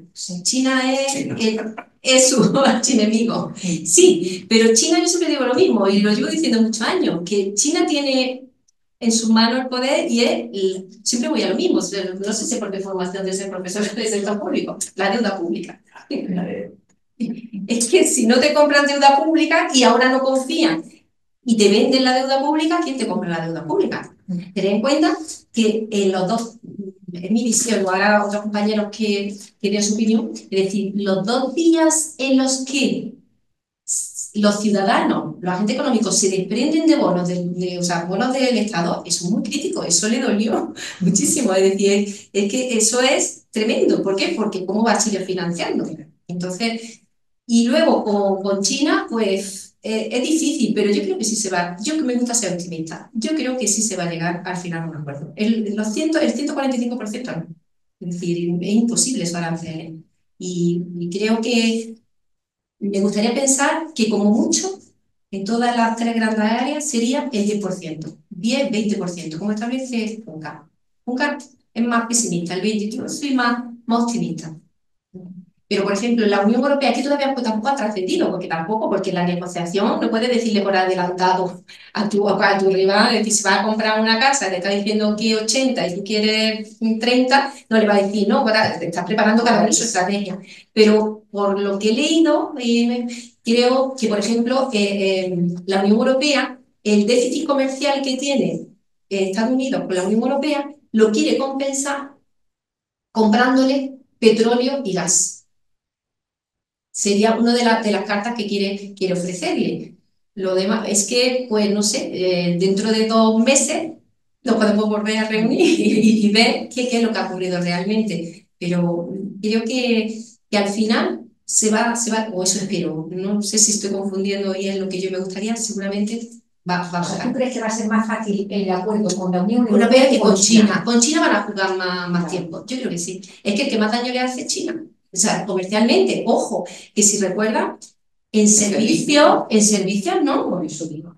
Es que en servicios no, y entonces si China ahora pone, o el resto de la Unión Europea le pone cortapisa a los servicios y pone trabas, es que es importante. Es decir, es que también, por ejemplo, los impuestos juegan mucho. Es decir, por ejemplo, una de las economías importantes, Alemania, la segunda es Irlanda. Por ejemplo, Irlanda, ¿por qué están todas las tecnológicas, todas las empresas? Un país tan pequeño, esa concentración de empresas. Pues es por los impuestos. Es decir, el impuesto sobre sociedades oficial es una cosa, lo que nosotros llamamos en sector público, el tipo medio legal es el que te sale de la media de la progresividad o del tipo, por ejemplo, si es el 12,5%. Se dice, bueno, el impuesto sobre sociedades en Irlanda el 12,5%, en otros países de la Unión Europea el 25%, el 20%, tal. Pero ese es el legal, el real, no hay empresa grande que pague más de un 2%. ¿Por qué? Porque luego tiene bonificaciones, deducciones, etc. Entonces muchas veces con los impuestos también atraen, es otra forma de atraer empresa, ¿no? Entonces luego se puede jugar, en este caso estamos hablando, pues, o poner restricciones administrativas, es decir, que ya China, vamos, si yo fuera China, atacaría a tu ventaja o tu pastel, que sería, bueno, sí, yo te gano en comercio, pero tú me ganas a mí en servicio, con lo cual, pues voy a fastidiar tu servicio. Además, el principal importador soy yo de esos servicios, ¿no? Entonces, bueno, yo creo que ahí todavía queda un juego. Lo que pasa que, claro, si no fuera Donald Trump, es decir, continuamente se está negociando, pero este hombre mañana se levanta, pone un tuit, ya sabes, y es que de pronto pues, te pone a vender, te asusta y dice, voy a vender mi casa, me voy, no es que no sabes lo que va a ocurrir. Pero, por ejemplo, hemos visto que los tipos de, fijaros, los tipos de cambio, el dólar esté más débil, en este caso, pues favorece, por ejemplo, que más españoles y más europeos se fueron a Estados Unidos. El tipo de cambio te lo está favoreciendo. Sin embargo, ha tenido rechazo. Es decir, yo conozco personalmente a gente que se iba a ir, o sea, amigos que se iban a ir a Estados Unidos este verano y no se van. Claro, dice, es que me busco otro destino.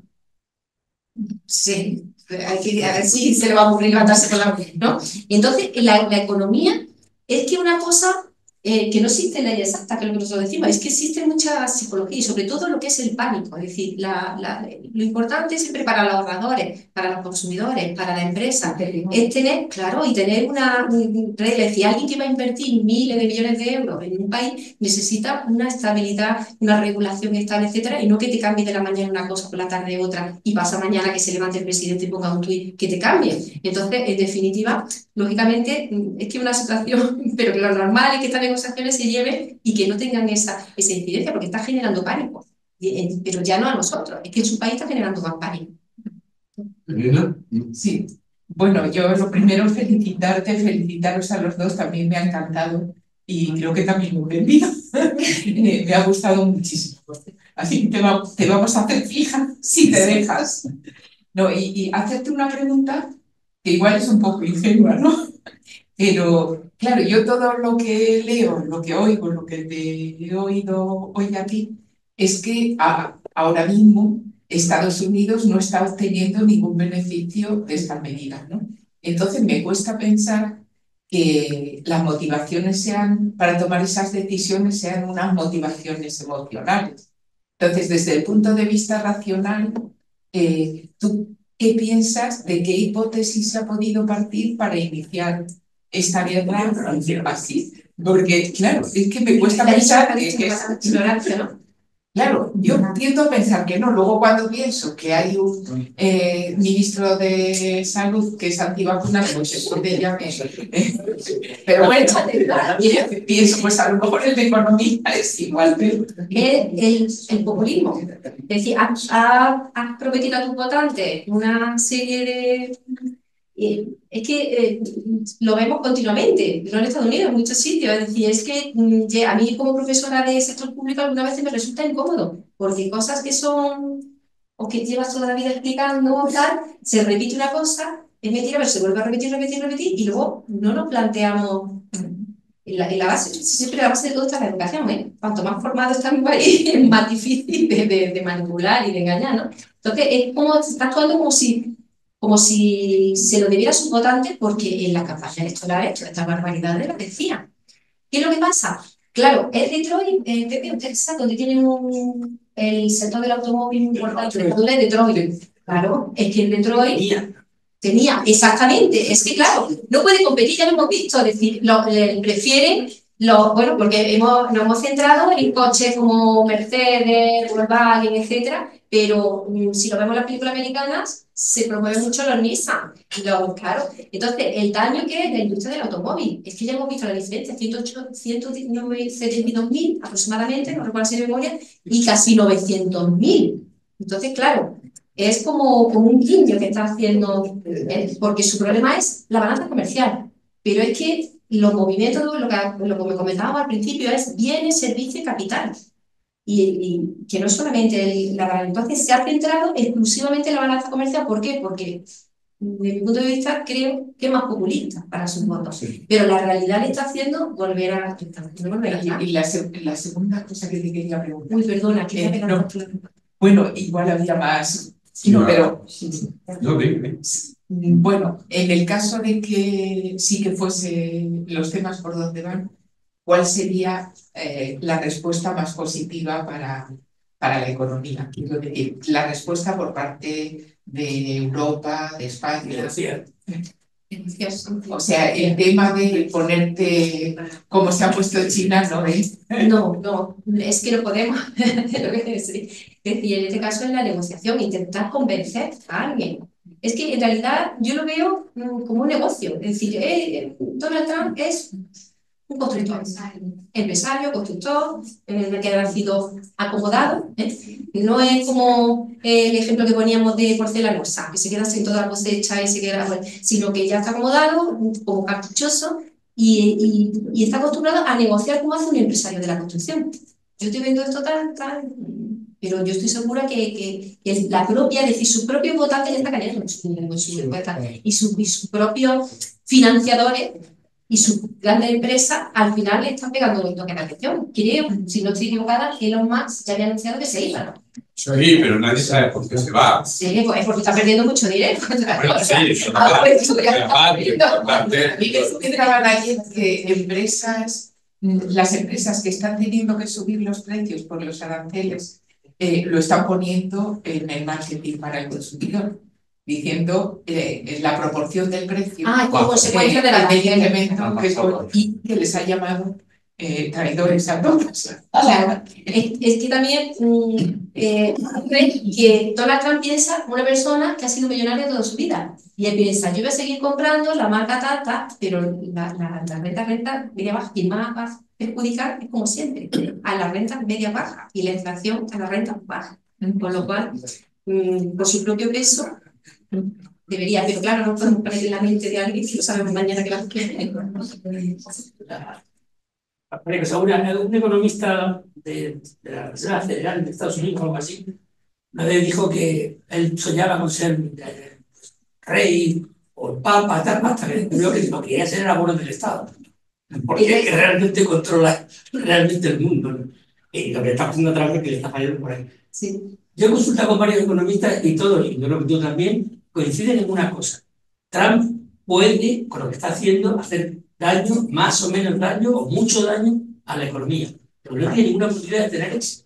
Es decir, lo que pretende, que es que las empresas vayan a fabricar a Estados Unidos y aquello sea un paraíso con localiza, eso todos los economistas de todas clases dicen que eso es imposible. O sea, que tarde o temprano, parece que si es tarde hará más daño y si es temprano hará menos daño. Y aún se me mete una broma. Yo sé mucho de economía y cada vez sé más porque soy psicólogo. Y es muy importante la psicología. No, es que lo que está pasando es porque los estadounidenses se han votado a Trump. Exactamente. Y eso es por razones psicológicas, no por razones económicas. Obviamente, Exactamente. se está demostrando. Y ahí está el problema. Pero al final pasará lo que creo que era Bill Clinton, ¿no? Es la economía estúpida, ¿no? Sí, eso lo digo el bolsillo, ¿no? Exactamente, exactamente. Quiero darte las gracias de una conferencia que yo también he aprendido muchísimo, no sé mucho nada de economía, pero he aprendido bastante. Una de las preguntas que te hago es, aquí has trabajado con China, Europa y Estados Unidos. Rusia no pinta nada, es decir, por ejemplo, el tema del petróleo y el gas. Es un tema que hasta ahora Alemania, por ejemplo, parecía que tenía las compras con respecto de gas sobre todo a Rusia. En digamos, negociación, ¿qué papel crees tú que puede jugar Rusia, sobre todo con respecto a Europa? Respecto, ¿se refiere al gas o la negociación de la tele? Me refiero a todo este tinglado de cómo arreglamos ahí todos los gases. Bueno, es que ahora mismo Rusia no Está en otra cosa. está en otra cosa, exactamente. Ahora Rusia está en otra cosa. No, va a ver. El tema es que Rusia, hablamos de Rusia por una única razón, creo yo. Es que esto no tiene que ver con el tema. Y es porque Rusia es una potencia nuclear. Económica, ¿no? Pero Rusia no es una potencia económica.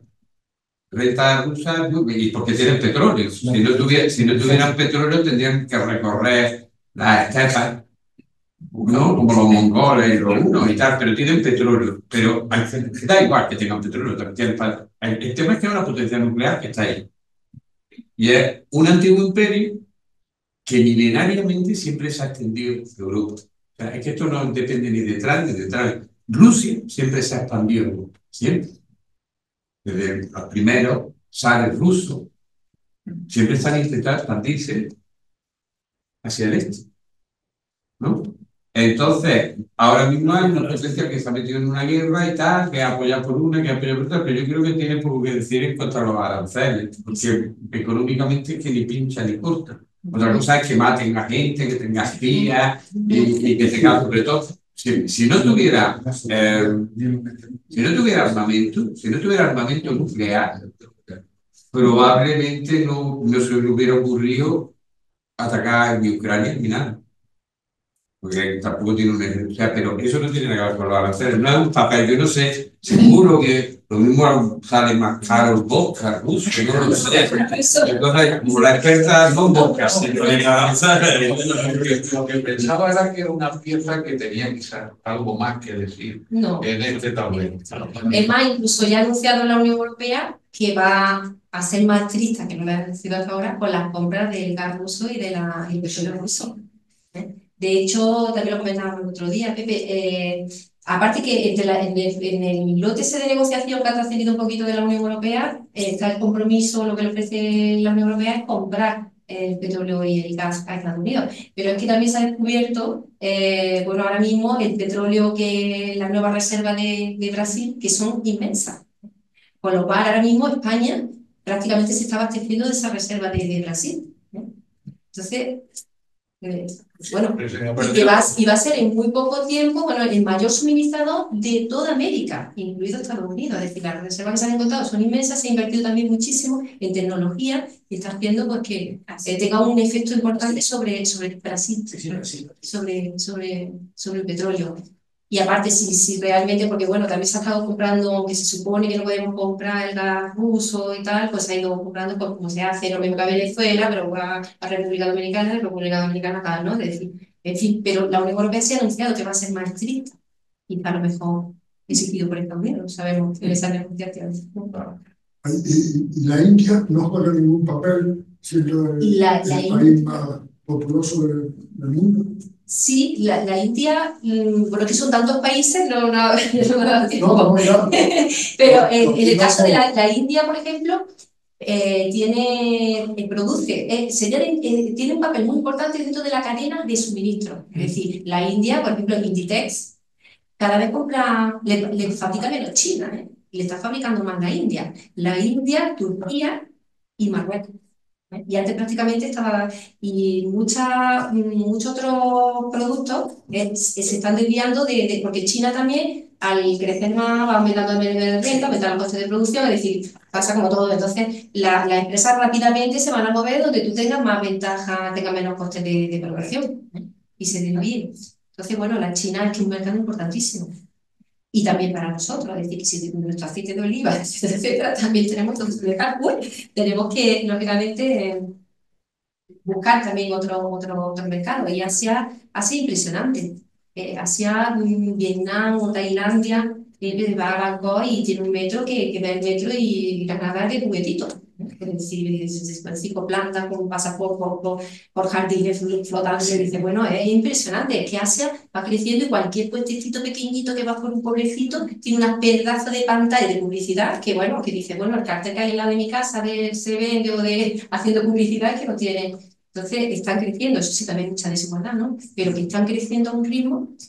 ¿Pero por qué? Porque las empresas que necesitan esas cadenas de producción para luego el bien final que todos disfrutamos y que las marcas y tal, están fabricando en estos países, ¿no? Entonces también, es decir, le va a repercutir. Y son países también de desarrollo, porque son más pobres y evidentemente a ellos les va a afectar más. Aquí siempre, en economía pasa lo mismo, es decir, ¿quién sale siempre más perjudicado? El más débil. Siempre, siempre va a ser el más débil. Una gran presentación. Yo no es mi campo de estudio, pero me entero de muchas cosas. Y quería preguntar, teniendo en cuenta que la supuesta deslocalización que planeaba Trump, que la prohibición de la deslocalización, que en realidad es una fantasía y que no va a servir para nada, llevándolo a España, todo esto, teniendo en cuenta que yo voy a buscar trabajo en verano, yendo a lo concreto, entonces va a ser más complicado para mí encontrar un trabajo probablemente porque va a haber menos gente, va a haber menos demanda de servicios turísticos y de todo en general por esta contracción, ¿no? Claro, es decir, si hay una contracción, es decir, en el momento que Estados Unidos no crece, le va a afectar al resto del mundo. Y le va a afectar a la renta. Es decir, cuando hablamos de Producto Interior Bruto, que el Producto Interior Bruto está relacionado con la renta disponible que luego nos llega a nosotros. Es decir, macroeconómica existe una relación. Si crece el PIB, crece la renta disponible. Y al contrario, no significa de todo, sí, porque a lo mejor tú sabes, pero estamos hablando siempre del conjunto macroeconómico. Entonces, bueno, evidentemente, si hubiera, esperemos que no, una recesión mundial, evidentemente nos va a afectar, que ya lo hemos vivido. Es que, por ejemplo, nuestra economía, para que entendamos el impacto que tiene el turismo tan dependiente, es que fue el segundo país más afectado con la pandemia. Una caída del 20% del Producto Interior Bruto. ¿No? ¿Por qué? Porque somos muy sensibles. Es que no el turismo, es que esto es una cadena, es decir, es como la construcción, cuando la crisis del 2018. Ya no es que tú construyas un edificio, es que tú construyes lo que nosotros llamamos el efecto multiplicador, ¿no? Es decir, ¿qué es lo que pasa? Pues que tú construyes un edificio, pero a su vez necesitas muebles, electrodomésticos, actividad del partida del fontanero, del carpintero, del decorador, de no sé cuánto, tal. Se genera una cadena, vas tirando de todos los sectores. En el momento que en esa cadena se rompe esa cadena, ¿no? Entonces, mi consejo es que no te sientas tan pesimista y si este verano te vas fuera, por motivos, si para trabajar en el sector del turismo, No, yo buscaré en mi pueblo, en Motril, pero claro. Ay, yo también. Bueno, sí, estoy siendo técnico. Pues mira, te voy a dar un consejo. Que Motril está estupendo, la costa tropical. Tenemos un aguacate los mejores del mundo. Y también competimos con los de Israel, con Perú, etc. Islandia es impresionante. Bueno, no sé si debo meter esto, estamos hablando. Pero bueno, lo que es, estamos hablando de globalización. En Isla, yo le aconsejo a mis alumnos, para ganar, sobre todo, si estás estudiando o trabajar, o sea, para ganarte un dinerito en verano, pues en Islandia es impresionante. Yo estuve el verano pasado y resulta que, claro, como es un país tan pequeñito con tan poca población, y en verano tiene un turismo impresionante, no tienen personal, ni en los hoteles, nada, ¿no? Es decir, y fijaros, en ese caso, en Islandia, porque yo voy a los sitios voy preguntando, de efecto voy preguntando por tal, y tantos españoles, claro, ganaban el salario mínimo, me dijeron 3.000 euros. Eso es una barra de pan, te cuesta lo que sería el equivalente a 7 euros. Pero ¿qué es lo que tienen? Que es que, como no tienen personal, el hotel te paga el alojamiento y 2 comidas. Y 3.000 euros. Y 3.000 euros. Y entonces me decía, pero que me usted, y me decía el mismo, es carísimo, no sé, es el mínimo para algo. Y es curiosísimo, no te podía imaginar la cantidad de españoles trabajando en Islandia en verano. Llevan 3 meses o 4 meses. Y claro, y ya el turismo, claro, practicando su idioma, para practicar su idioma, perfeccionarse, pues está en un hotel y está teniendo en inglés, en francés, en español. Y bueno, los hoteles te pagan, es decir, que te pagan la empresa por que vaya. Y también en Bergen pasa lo mismo. En Noruega, Bergen, que hay un mercado de pescado, lo mismo. Para el mercado son todos de Qatar, Gruñandar, todos los trabajadores que están allí. Bueno, ¿puedo hacer una pregunta a Pepe? Pepe es un experto en macroeconomía. Me puede hacer todas las preguntas que quiera, pero yo tengo que hablar algo. Claro, por eso quería comentar tu opinión. Quiero felicitarte porque hacerlo así como lo has hecho, con la diapositiva también planteado, con un lenguaje tan mejor todavía, con un lenguaje tan coloquial y tal. Yo sinceramente, si me dices vente mañana al Ateneo y tal, yo no podría haber hecho, incluso con una semana de antelación, no lo podría haber hecho así. Yo llevo explicando macroeconomía algo así como 30 años y cada vez sé menos macroeconomía y economía en general. Claro, no soy psicólogo, pero lo que no entiendo es que ciertos dirigentes políticos sepan tan poca macroeconomía. Eso es lo que me cuesta. Y yo simplemente para ponértelo fácil, todos estamos de acuerdo que la incertidumbre es lo peor. La ruptura que ya se ha producido en las cadenas de suministro, el anticipo de la compra, ¿no? Llegando ahí que eso se computa como inversión y es una inversión no deseada o no planificada, ¿no? Entonces, la cuestión está, el milagro económico de China, que es un milagro económico, se ha fraguado durante mucho tiempo con buenas políticas y con un yuan débil y poniendo trabas a las empresas que se querían ir allí a cambio de la tecnología. Si no había tecnología, simplemente que quiero que le ponga una nota entre 0 y 10 a los 2 últimos dirigentes chinos, porque el actual echó de una asamblea a la anterior. Y no digamos lo que Donald Trump hace con respecto a su anterior. Ya no vamos a hablar de cuestiones democráticas. En una puntuación de 0 a 10, solamente macroeconomía, ¿qué nota le pondría a los dirigentes chinos de los últimos 10 años? Y entre 0 y 10, ¿qué nota le pondría a los dirigentes norteamericanos de los 10 últimos años? Bueno, que es una pregunta fácil. Y pues facilísimo. Al profesor de Donald Trump está claro, ¿no? Pero patateros. Este material, pues imagínate cómo está, ¿no? Y de hecho, bueno, esto es muy recurrente, ¿no? Se echan siempre la culpa. El resultado del primer trimestre dice que es de Biden. Claro, que es culpa de Biden. Aunque pasen 7 años, será de Biden, ¿no? Eso. Bueno, pues En el caso de Donald Trump, suspenso, pero suspenso. En el caso de Biden, pues un 8, podría notarlo. Y en el caso de China, si fuera chino, otra cosa es como europea. Chino, pues es fantástico, para ellos es fantástico. Otra cosa es para nosotros.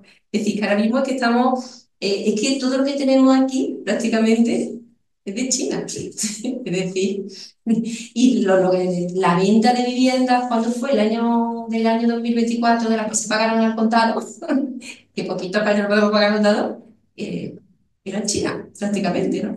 Entonces, bueno, otra cosa es, pues, que nos gustaría, pues, no depender tanto de China, pero es el problema de la deslocalización, o antes, cuando ha intervenido, y no recuerdo su nombre, Emilio decía, Rusia, por ejemplo, Rusia ha hecho una estrategia que son estrategias, como China.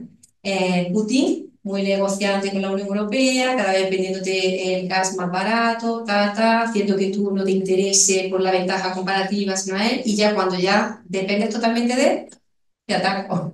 Entonces, claro, ¿qué tiene China y que nos falta, por ejemplo, a España? Y que le falta también, por supuesto, a Donald Trump, que quizás sí tenía esa más visión Biden, es que piensa en el medio y largo plazo y no piensa en el corto plazo. El mayor error para un país, bueno, para un político, yo no soy política, soy políticamente incorrecta, los que me conocéis, es decir, es pensar en el corto plazo. Y es una cosa que nosotros tenemos que refrescar, porque los españoles piensan en el corto plazo. Y así nos vamos muchas cosas, que si algún día queréis o hablo de... Entonces, en el caso pues, ¿qué le veo positivo? Pues que ha hecho una estrategia en el largo plazo. Y además es que todo es mucho más complejo. Es decir, es que ahora mismo la geopolítica es súper compleja. Es que se están derritiendo los polos y estamos pensando, estamos preocupados, pero hay otros que están diciendo, yo me tengo que hacer, bueno, lo que pasa ahora mismo con Groenlandia, es que claro, se acorta la distancia para las mercancías de China hasta Europa o el mercado todo americano. Entonces ahora están viendo cómo se compite, cómo te haces parte de esas rutas, las rutas comerciales, ¿no? No tiene sentido, por ejemplo, en el caso de Groenlandia, ¿no? Entonces, en definitiva, que como todo, positivo, negativo, desde el punto de vista de un chino, que parece como despectivo de un chino, como un chino, a un europeo. Entonces, ¿qué me gustaría a mí? Pues a mí me gustaría, como los chinos nos han copiado mucho a nosotros, pero ellos van independientes, pues que nosotros copiáramos también a los chinos en cierto sentido, y sobre todo las decisiones. Pero ya no es para un político, sino yo se lo digo, por ejemplo, a mis alumnos, no penséis nunca en el corto plazo, hay que pensar siempre en el medio y largo plazo. Como piensas en el corto plazo, te equivocas, casi seguro. Y menos moverte con los votos, que ya estamos viendo, pues, qué es lo que pasa, ¿no? Y qué opinan ahora mismo aquellas personas que han votado a Donald Trump. ¿Están contentas por la noche? ¿Están contentas? Pues cuando le duela su bolsillo, que ya está empezando a doler, ya se arrepentirán, desgraciadamente, ¿no? Bueno, yo espero que se arrepienten. ¿Bien? Yo creo que ¿Alguna cuestión? ¿Puedo preguntar una última pregunta? Sí, por supuesto. Aquí yo modelo, los que mandan están ahí sentados.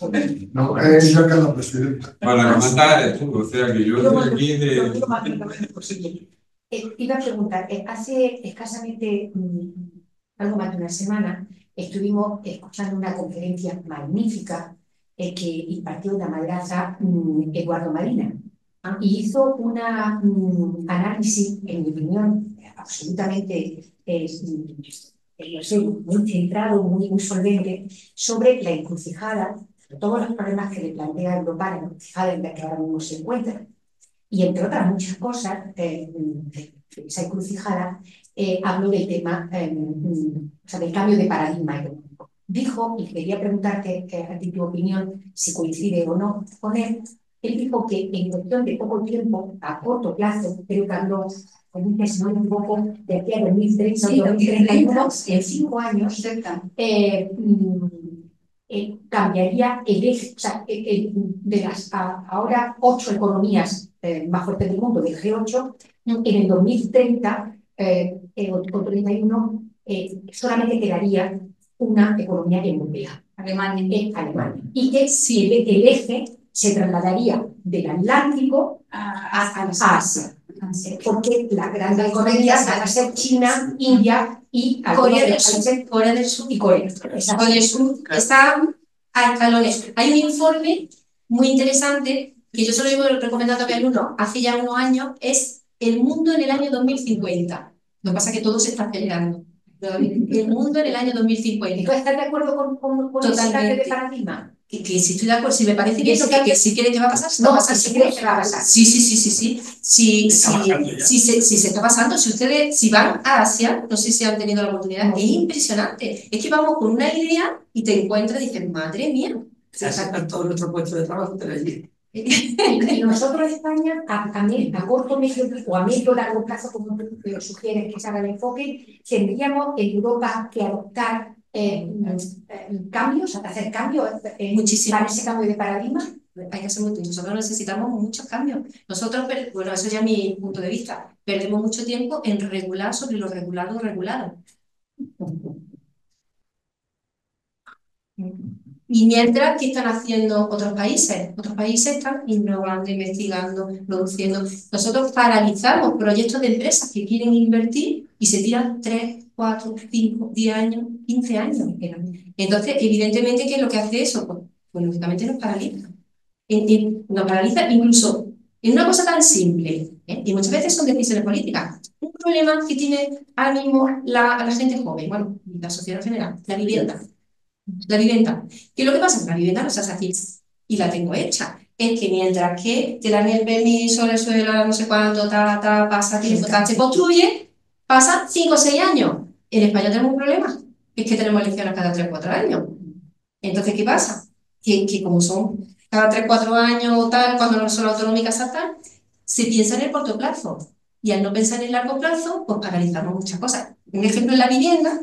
Entonces, ¿qué ocurre? Pues no nos damos cuenta cuando ya tenemos un problema que no hemos invertido en vivienda pública o en vivienda social. Con respecto, es que tenemos el mismo porcentaje que había en el año 50 y 60. Yo ese gráfico se lo pongo a mis alumnos del sector público y tenemos el mismo porcentaje. Mientras que otros países de la Unión Europea, pues que es impresionante, ¿no? ¿Pero por qué? Porque eso es el problema de pensar en el corto plazo. Y la Unión Europea se está dando cuenta que estamos perdiendo muchas inversiones. Yo siempre digo de broma, me van a disculpar, digo, al final la Unión Europea nos vamos a convertir en un parque temático. Porque al final es el turismo. Ya lo sabemos. Pero es que te va a Asia, sí, es que te va a Vietnam, y no me acuerdo qué ciudad es que es muy turística. Recuerdo que la visité y cuando llegué me quedé perpleja, porque iba para ver otra cosa. Tienes la Torre Eiffel en tamaño casi igual, en Notre Dame, en no sé qué tal, reproducido. Digo, es que dentro de nada ya es que no vienen ni a París, ni vienen a... O sea, es decir, es que es impresionante, vamos a un ritmo. Entonces, ¿qué tenemos que hacer? Ponernos las pilas. Ponernos las pilas. La inteligencia artificial, Estados Unidos o China, van por delante. Y la inteligencia artificial va a cambiar mucho. Si ahora mismo muchas empresas, y reducción de costos, muchas empresas ahora mismo, por ejemplo, cuando... Por ejemplo, hay empresas, ¿sabes qué? Cuando escribe y hace sugerencias, te contesta la inteligencia artificial, no son trabajadores siquiera. Pero eso, al final, bueno, esto es que podríamos estar aquí. Sí, yo creo que había ya, ¿no? Yo ya quería estar callado, pero ya me he sacado. Y simplemente me gustaría completar un poco la perspectiva tan magnífica y ambiciosa que ha planteado María Ángeles, planteando algo complementario. Y lo digo porque a mí me ha dado una cierta impresión de que da la impresión como si China todo fuera maravilloso. Y no, pero digo incluso su posición de guerra comercial. Yo creo que China se enfrenta a enormes problemas con la guerra comercial. Quiero decir, que no son tan tontos los norteamericanos o la élite republicana, aunque Trump sea un exabrupto, sino que a mi modo de ver hay una cierta estrategia, porque parte de la estrategia, quiero decir, que no es que Donald Trump sea un gran pensador brillante, sino que se rodea de muchos think tanks, y muchos serán de extrema derecha, serán republicanos, pero no son tontos. Quiero decir, que hay todo un conjunto de pensamiento populista y nacionalista detrás. Entonces, yo el primer punto que quería simplemente resaltar es que, vamos a ver, voy a hacer una analogía histórica. Japón bombardeó Pearl Harbor porque Estados Unidos había asfixiado económicamente a Japón.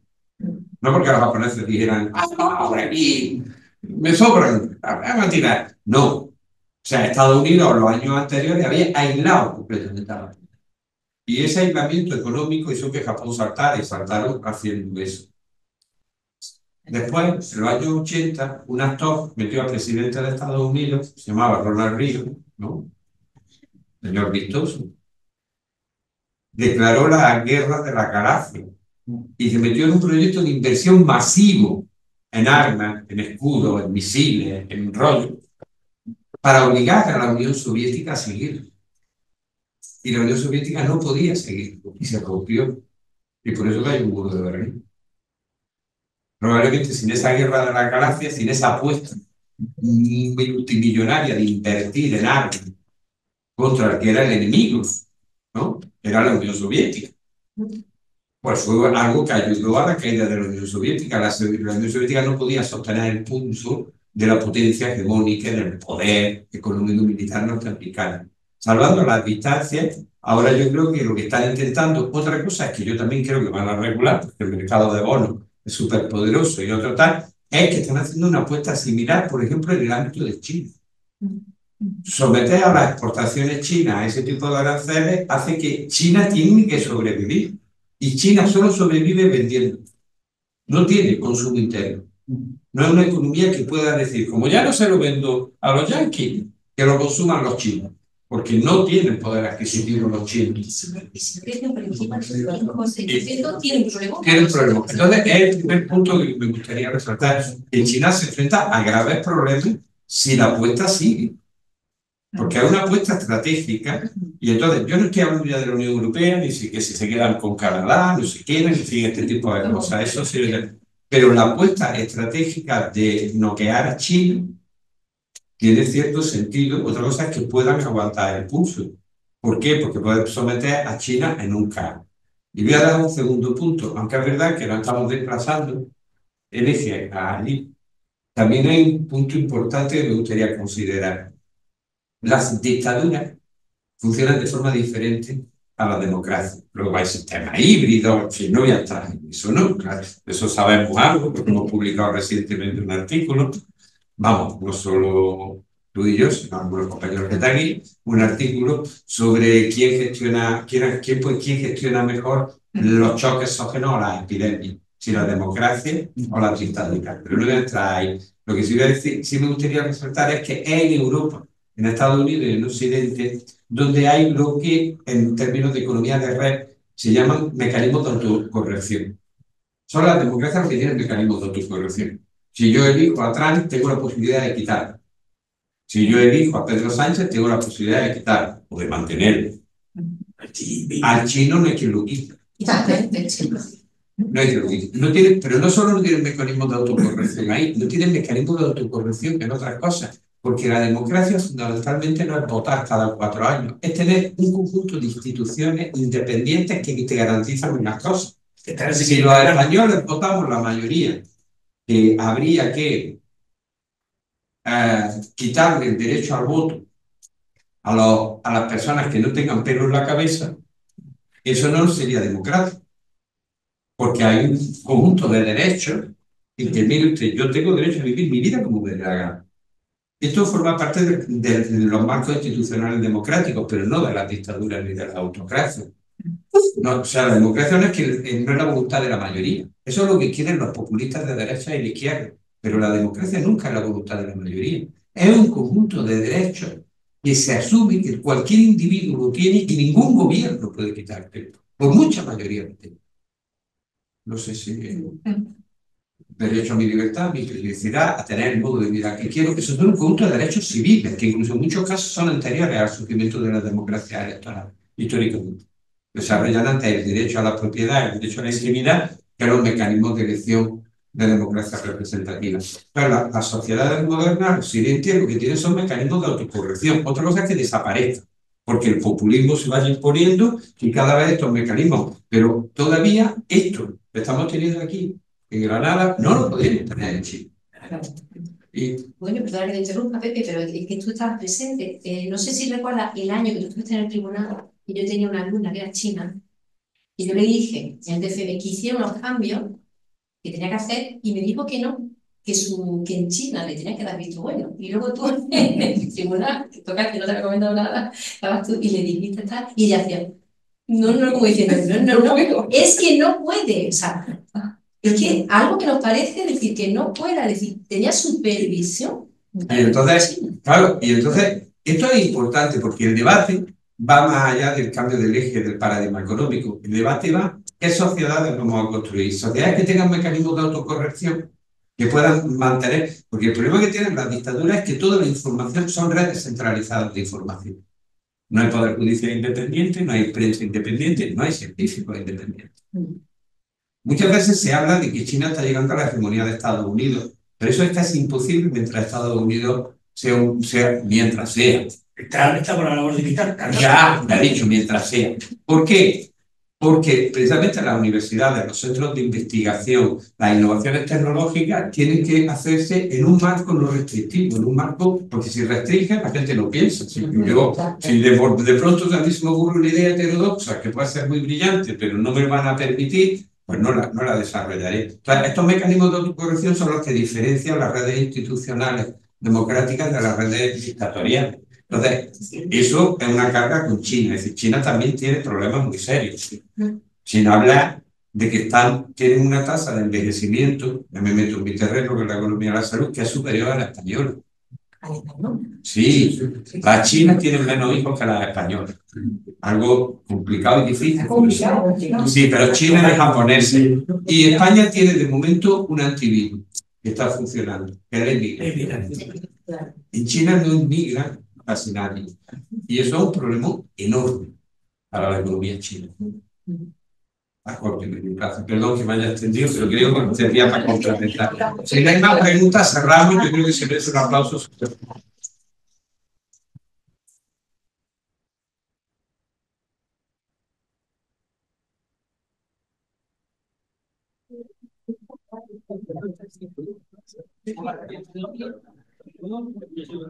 Thank you.